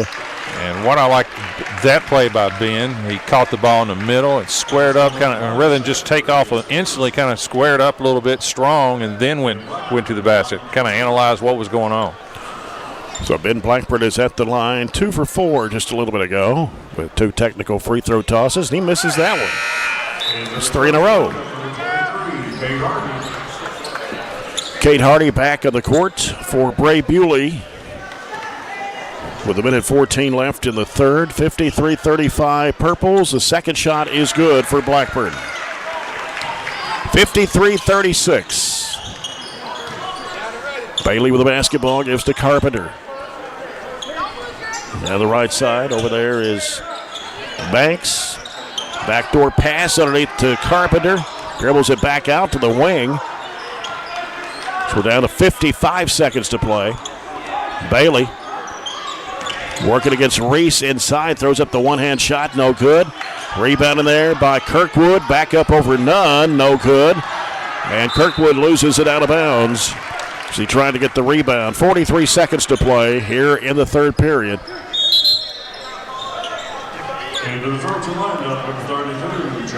Joshua Decker coming in for Gavin Nunn. Ball comes into Hardy. Gives it over to Reese.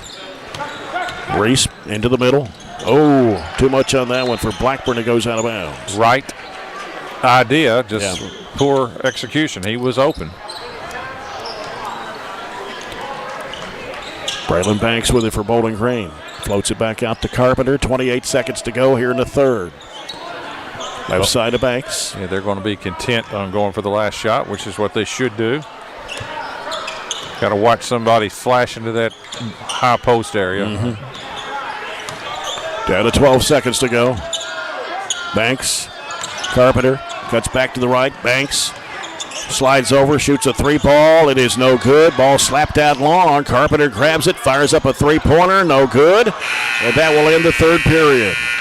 So after three, it's Bowling Green 53, Barren County 37. We'll return after this break. This is Barren County Basketball on WCLU 104.7 FM.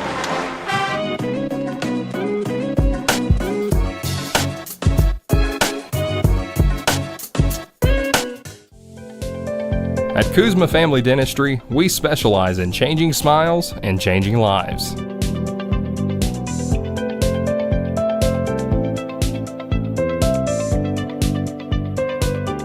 If you'd like to experience this wow factor transformation that not only can change your smile, but change your life, give Kuzma Family Dentistry a call at 270-651-2638. Located at 501 West Main Street in Glasgow. If you haven't heard, there's a new approach to banking. It's called Kasasa, and you'll find it at the People's Bank. Your free Kasasa checking account offers you monthly cashback rewards. The Kasasa Cash checking account can earn you a very high interest rate on your balance. Then link Kasasa Saver, and you'll also get a high rate on your deposits. Grow with Kasasa at the People's Bank in Glasgow, Cave City, and Barren. The People's Bank, working for you. Restrictions and qualifications apply. Restrictions may vary. Contact the People's Bank for details and to learn more. Leading Barren County. Trojans scored 10 that quarter, but only 2 field goals. And Bowling Green scored 15 in that third. And they got Luke Eidlet back in the court now for Bowling Green to start the fourth quarter. Reese at the right elbow. They try to reach in on him. There's going to be a foul. They're going to call a foul and reach in on Banks, and that's going to be his fourth.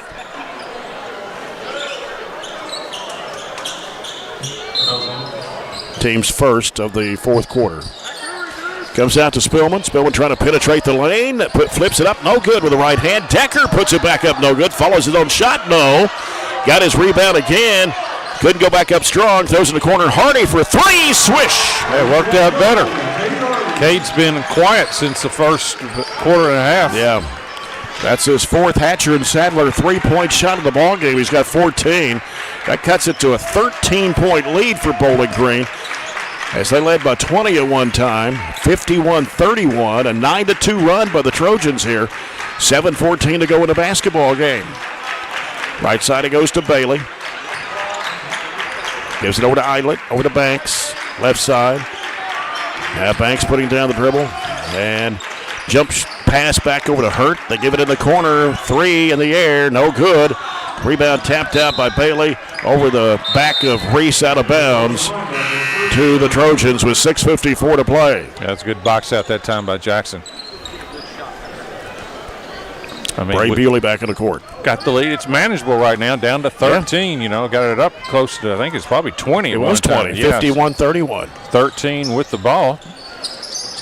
And ball got knocked away right back to the hands of Bewley. Flips it up and rolled it off the rim. Man, it went around the world and out. We've missed three straight layups. Yep. Bowling Green the basketball. Hurt, a little shake and bake move. Had it swiped away into the hands of Blackburn. Trojans coming back the other way. They can cut it to 10 on a three-point shot here. As Hardy gets it across the line. Hardy in the corner is Decker. Decker trying to go baseline, cut off by Banks. Bounces back out to Spillman. Spillman will send it out to Bewley. Now over to Hardy for three. It is no good, but he's fouled. And that's the exact shot that we wanted right there. It's good offense that time, and Cade had a great look. Got fouls, going to get three. Deuce Bailey's second personal foul. That's the second foul on Bowling Green here in the fourth quarter. Three for Hardy. The first one comes off. Man, we have missed a ton of free throws. Let's see. We are 6, 7, 10, 5 of 10 from the line as Hardy connects on that one in the second half. Barren was 3 of 4 in the first half. 53-41. And the second shot is also, or the third shot's also good for Hardy. He's got 16. It's 53-42. 6:05 left to go in this one. Closest the Trojans have been in quite a while. Trailed 51-31. So they have gone on an 11-2 run here. It's Banks penetrating the lane, flips up with the left hand and got it to go down. That's a tough shot. Banks only his second field goal tonight is 55-42. Spillman on the left side, splits the defenders, goes the bucket, puts it in. That's good move that time by Tate. Timeout, Bowling Green. That cuts it back down to 11 at 55-44. With 5:34 still to play in this one. Well, after that start to the half where we threw it away against the press and had the Deuce Bailey dunk and so forth, we've kind of slowly whittled our way back into this game. Right. 11 points is very, very manageable. And we got a couple of finals here from the Glasgow games tonight. In the girls' game, South Warren wins 71-39 over the Lady Scotties. Boys' game just now ended. South Warren 78, Glasgow 53. And wow, they had it down to 6. Sure did. And it ended up being a 25-point margin for the South Warren Spartans, 78-53. Trojanettes won a low-scoring ball game here tonight, 32-25 over the Lady Purples. Allen County Scottsville here Friday night. Girl-boy doubleheader.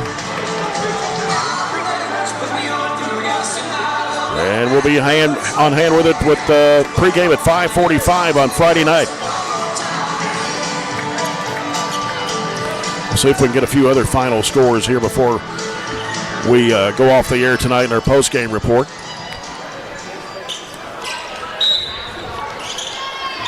Bowling Green basketball leading by 11. They led by as many as 20. Trojans still fighting out there. Carpenter, bounce pass off there to Wardlow. Into the key, they give it over to Eidlet. Back over to Carpenter. Barren staying in that matchup 2-3. And here's a jump shot for Wardlow. Off the mark, rebound Decker. Hands it off to Hardy. I think that's the shot Barron probably doesn't mind giving up. And a chance to cut it to single digits here with about 5 minutes to play. Here is Clemens around the top of the horn. Clemens picks up his dribble, needs some help, bounces over to Hardy.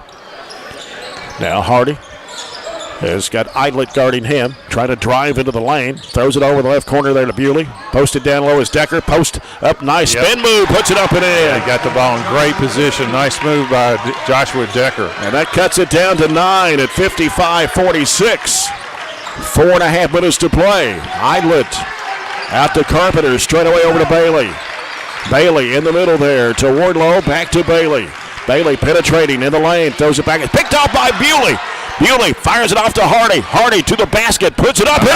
Nice, down to 7. 55-48. 4:15 to play. And this zone is giving Bowling Green some trouble. You don't mind giving up 15, 14-footers. You just don't want to give up layups and open threes. 17-4 run by Barren County here in the second half with 4 minutes to play. 55-48. It's Bailey with the basketball out front of the right side. Leaves it with Carpenter. Carpenter in the middle to Bailey. Feeds it underneath. It's Wardlow. Missing the shot. It's Decker with a rebound for the Trojans. That's a good challenge by Decker. He'll give it up to Bewley. He gets bumped by Bailey and no call. Now they send it back to the right side over to Spillman.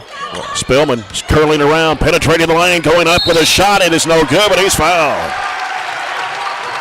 What a run by Barron.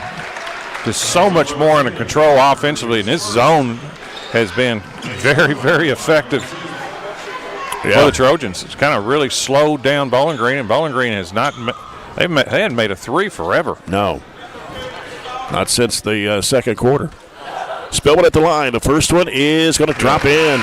We need to make these free throws down to Put it down to 6 here. Could get it to 5 if he connects on this one.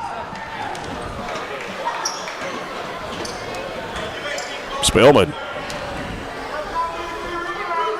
puts it in the air, and he got it. Down to 5. 2-possession game. 3.5 minutes to play. I don't think a lot of people thought it'd be 55-50 with 3 minutes to go. No. Timeout by Bowling Green. And forcing Bowling Green to call timeouts. Coach Hill's probably called more timeouts this game against Barron than he has the last 3 years. Yeah, that's right. 3:23 to go. It is Bowling Green 55, Barren County 50. Trojans trailed 51-31 and trailed by 16 at the end of the third quarter before Bowling Green pushed it out to 20, and now Barron on a 17-4 run.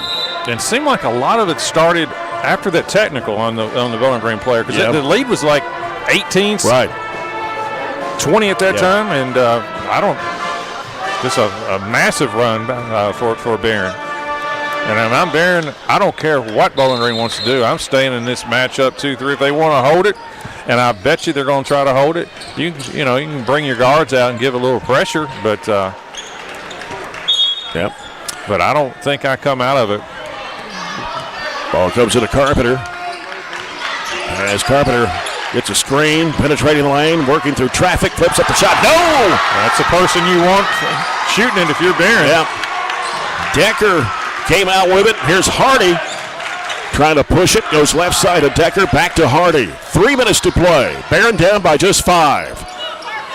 Against the number 2 team in the region. And, oh, wow. I think we're going to say went off of Bewley, but Bewley got thrown to the floor. He's going to call a hold on Bewley. And there was clearly a takedown by Bowling Green, but I think Ray got there first, kind of shielding him off, and that's going to be the call. That'll be 4 on Bray Bewley. Man, I wish we'd had a shot that time. Yeah. And Banks is going out of the ball game for Bowling Green as they have brought back in Hurt. 2:48 to play. Bowling Green 55, Barren County 50. Carpenter directing traffic. Left side it goes to Wardlow. Wardlow looking. Oh, he almost walked with it. Giving it down to the baseline to Bailey. Bailey now Finding inside. Here's Hurt putting it up. No good. Tapped up in the air. Ball is loose on the floor. They're diving for it to the floor as Decker went to the deck with Deuce Bailey. Yeah, great hustle. Great sportsmanship by both teams that time. And it will be Bowling Green's basketball with 2:28. Well, the last couple of shots that Bowling Green's had inside, they just short-armed it. I mean, that's all that was. That was a wide open, like, 3-footer, and barely got it to the rim. Bailey will toss it in. It comes into Carpenter.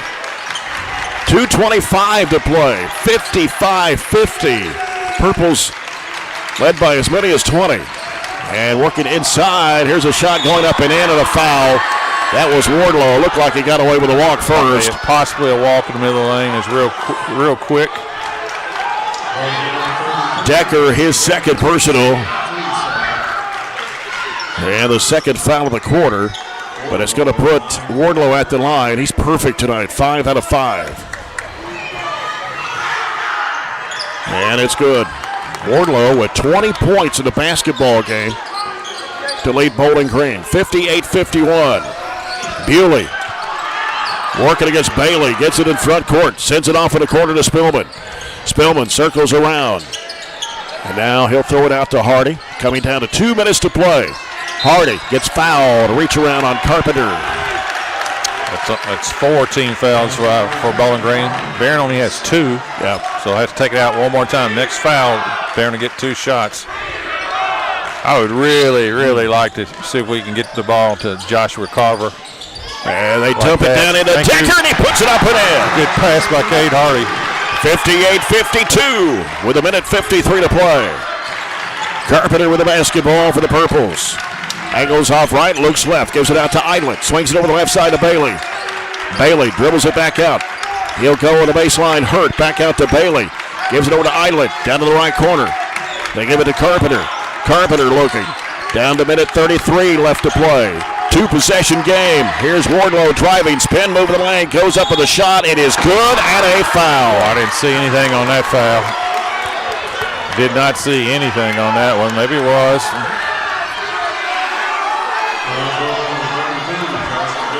I thought Wardlow that time made that shot tougher than it was. I thought he had a straight line drive to the basket. He spun back into him. I did not see the foul. And here's Wardlow's shot. It's good. Another 3-point play the old-fashioned way. Puts it back up to 9 at 61-52. Here's Bewley with the basketball against Bailey. Gets it in front court to the right side behind the back dribble. Trying to penetrate. Stops and looks. Bounces off to Spillman. Spillman now looking. Spillman penetrating the line. Goes up. Shot rejected in there. No whistle. Here comes Bailey. Bounce pass underneath and a layup good for Carpenter. 63-52. Down to 1 minute to play. 6-0 run by Bowling Green. Yep. Spillman falling down. We got rid of the basketball to Hardy. Long distance 3. Yes! Timeout. Wow. Big shot by Cade Hardy. That was 30 feet out. And around the volleyball line. Boy, he has shot it well. Cuts it back down to 8 at 63-55. And Barron's now out of timeout, so I thought that's still a good timeout that time. 51.8 to go. Cade Hardy with 5. Hatcher and Sadler 3-point shots. He made 3 back in the first quarter, 2 here in the fourth quarter. And this could be a career high for him tonight. 15, 17, 19, 21 points for Hardy. Against a quality opponent, too. That makes it even better. Yeah. You know, for Barren right now, it's obviously you're going to go in some type of pressure, whether it's full court denial or they're going to trap the first pass. If Bowling Green gets it past half court, you have to foul. And then you just take your chances, you know, putting them on the line and so forth. Yeah. Tate Spillman has scored 8 of his 11 here in the second half. And it probably doesn't matter who you foul. I don't think there's a ton of great choices, but just got to foul. Took Bray Bewley out because I think Bray has 4. Right. So, and I expect a quick foul right here. 63-55, Purples. They'll have the basketball to bring the length of the floor. As they get the ball right in there. Play to Carpenter. Carpenter now looking, gives it out to Idlet. Idlet Trying don't really want to foul him. Now you want to foul, they don't want to call it. They were trying to foul. That's one of those situations where, if I'm coaching, I'm saying, guys, we're trying to foul you, and you don't want to throw somebody down. Got one more foul to give right here. Yeah, that was the fourth team foul. 43.7 to go. As it comes out to Wardlow. You don't have a choice. Yep. Yeah, he's 7 for 7. 3 on Waylon Clemens. Man, 2 shots for Wardlow. Wardlow at the line for 2.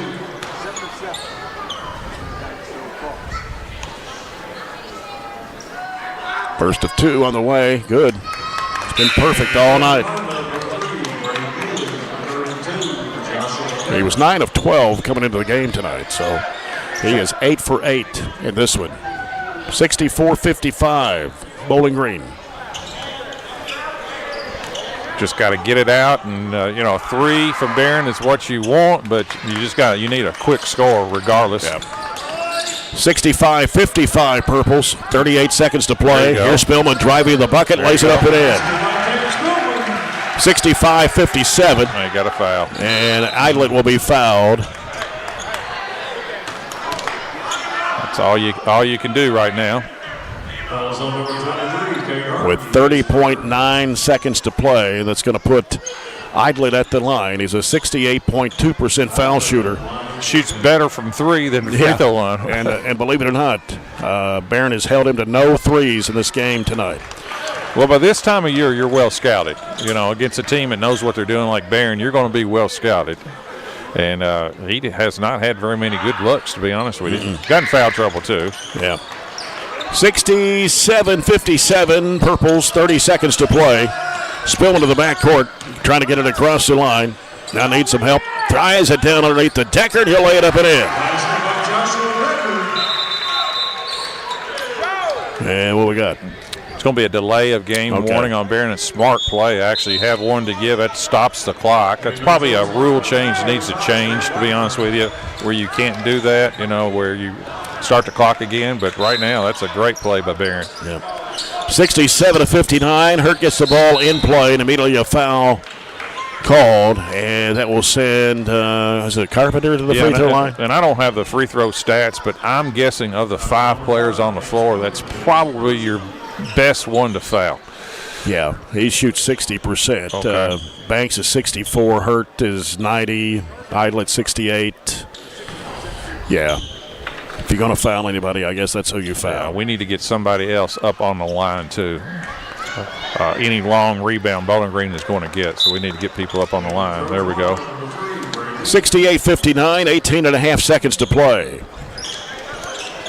They're 10 of 12 on the line here in the second half. Second shot is up and good for Carpenter. He has scored 11 in the second half. Yeah, he's played well. Jackson Reese with it. Pushing it down the floor on the right side, gets into a trap, bounces it out to Hardy. He'll fire up a long 3. It bounces high off the rim. Don't foul. Yeah, don't foul now. Idlet with 7 seconds to play, and there's the foul called with 5.9. The foul on Deckard. I think you just let that go even as a referee.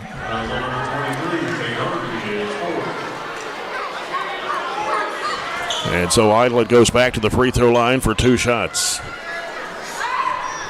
First one is good. It makes it 70-59.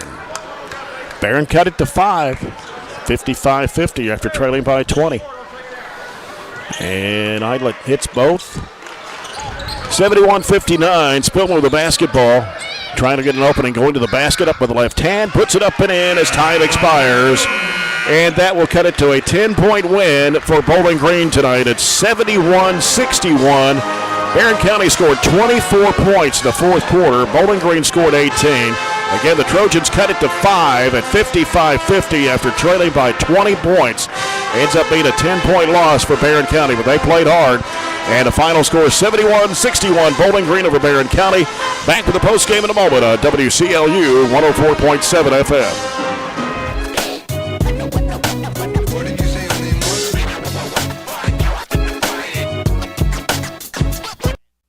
Get a great deal on select Kubota equipment. The BX Series is the #1 selling subcompact tractor in the U.S. The versatile lineup is built to help you make the most of your land. Right now, bring home select Kubota equipment for 0 down, 0% APR for up to 72 months on select BX models. Now through September 30th. See us or go to KubotaUSA.com for full disclaimer. Your local Kubota dealer is J&J Sales, 1311 West Main Street in Glasgow. We've got you. It's a pledge to make sure you're always taken care of. A pledge that Farmers RECC honors each and every day. When it comes to keeping things running smoothly or getting them back on track when they're not, we've got you. Always.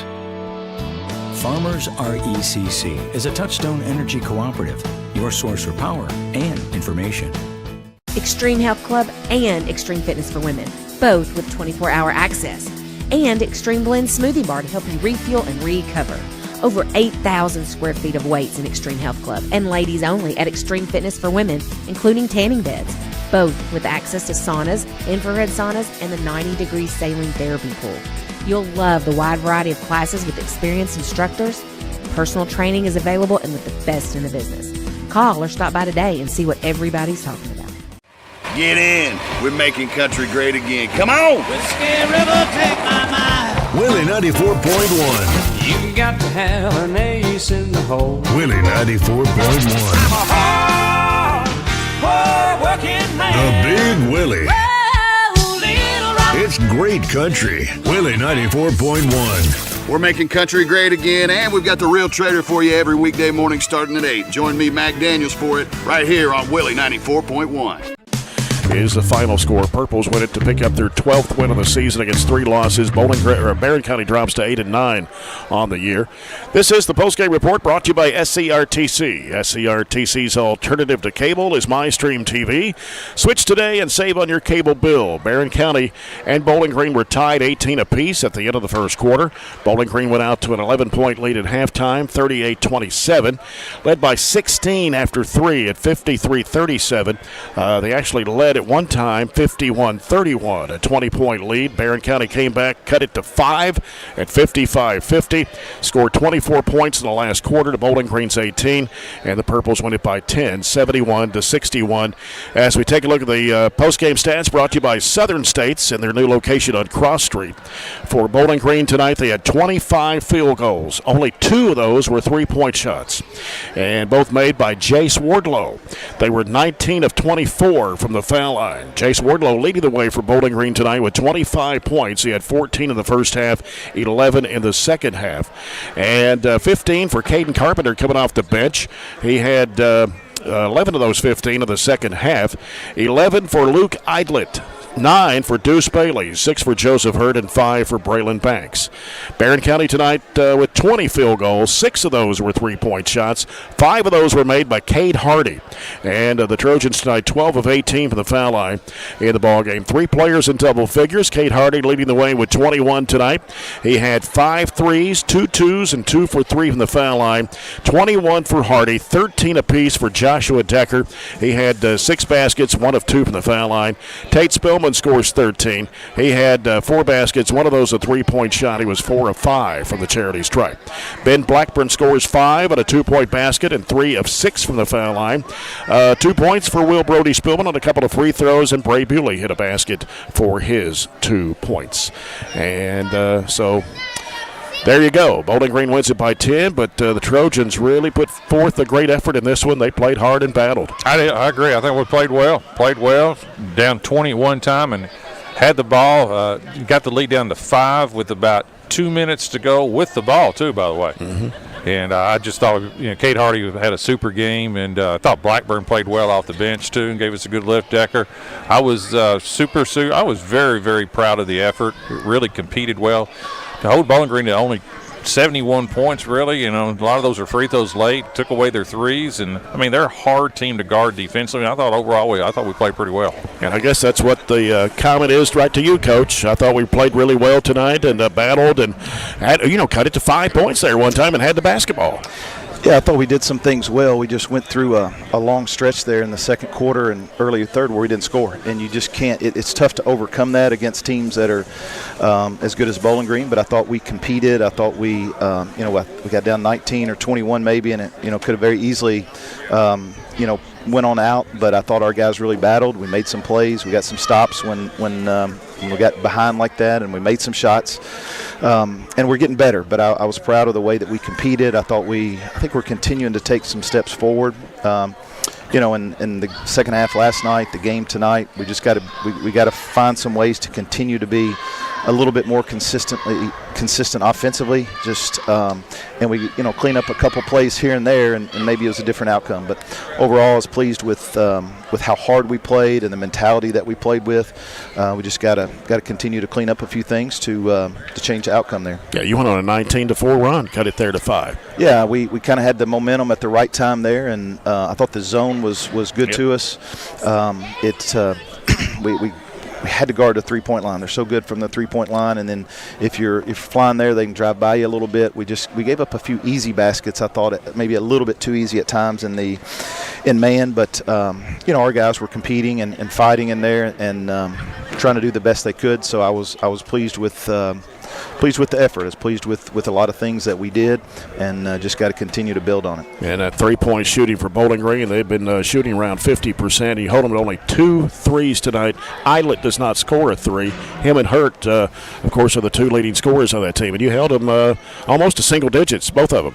I think the key is just the mentality you play with them against those guys. Is you can't if you give them an inch, they're gonna take it and just kind of run with it, and you got to kind of hold your ground a little bit. And if you're fundamental and you can hold on to the ball and get the ball through the contact, you can get some opportunities to score it. When we did that, we had pretty good success. There was a few times there where we struggled with it, but I thought defensively you can't let Eilert catch it and shoot it. Right. Wardlow really hurt us tonight, but I thought we did a pretty good job on most of those other guys. What about Cade Hardy? His shooting tonight, he had 5 threes, finished with 21. Yeah, I mean I know that he's been sitting on that because he works so much putting up shots and getting up shots, and he's such a good shooter. And I think at times it's maybe been a little bit of a mental thing with him as far as just not having confidence and getting down on himself a little bit, because he's had some really good looks, and I know that he's going to have some games like this where he makes 4, 5, 6 threes just because he's that good of a shooter, even though his numbers don't say that, but I see it, and our guys see it with the time that he puts in, and also in practice the way that he shoots it on a daily basis. But hopefully it gives him some confidence. Hopefully it gives all of our guys some confidence that hey, we can compete with the best teams if we clean up a few things, if we guard and rebound and make a few more shots along the way.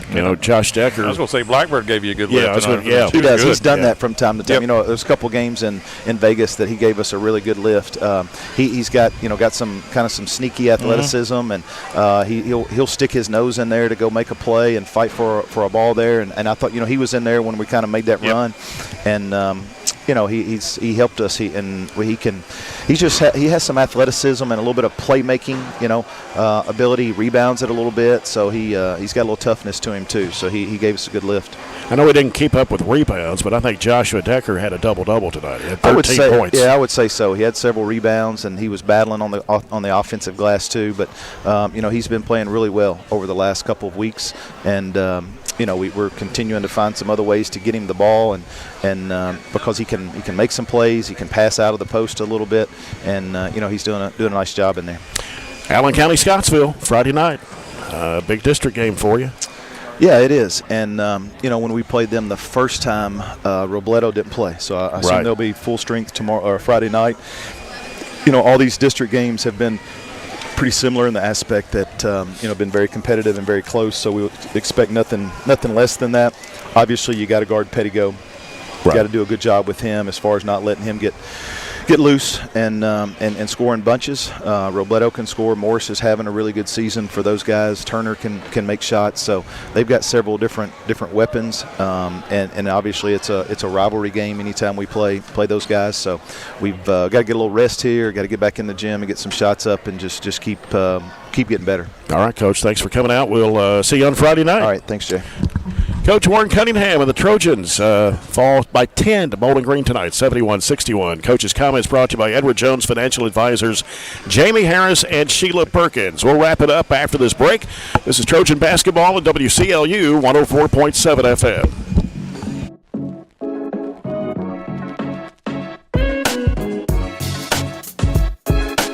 At Don Franklin, we're about more than just selling cars. We're about families, generations of them. Founded by my parents in 1968, we've been here growing alongside you.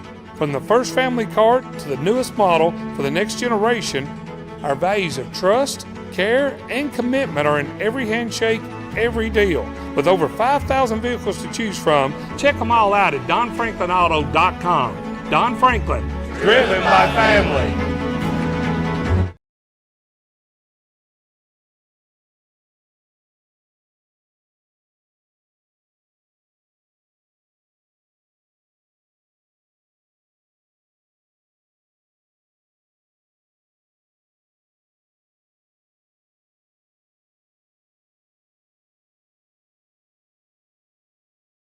Attention Glasgow. The Glasgow EPB and American Cable, your local authorized Dish Network retailer, are teaming up to help you save on your monthly bill. When you switch to American Cable and Glasgow EPB Internet, you not only get access to big savings with TV packages starting at only $91.99 a month with a 2-year price guarantee, but you also get 2 years of Netflix absolutely free. This special offer is only valid for a limited time. Call 270-651-8341 or 270-847-4542 now.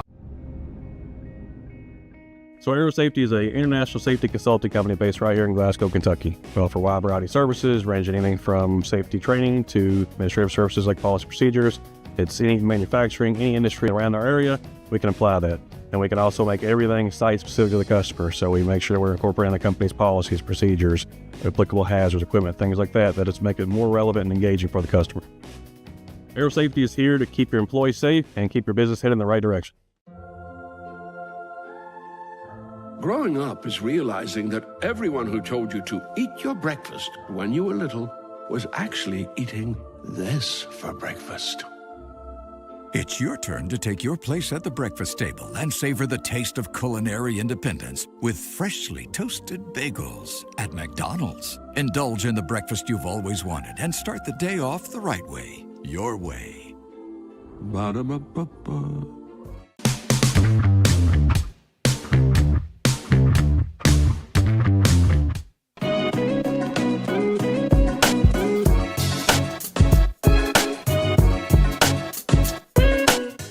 Cold weather means you've got some things to take care of, like heat to keep you warm and comfortable. Put it on your list of things to do. A call to Southern States Glasgow to fill your propane tank. Southern States is one of the top suppliers of propane gas in the country, and your Southern States in Glasgow is the local, smart, reliable source for all your propane needs. Safe, clean-burning propane gas is the premier energy source for heating and appliances. Call 651-6167 and 651-2159. And we are now on 120 Cross Street, just off 31E South.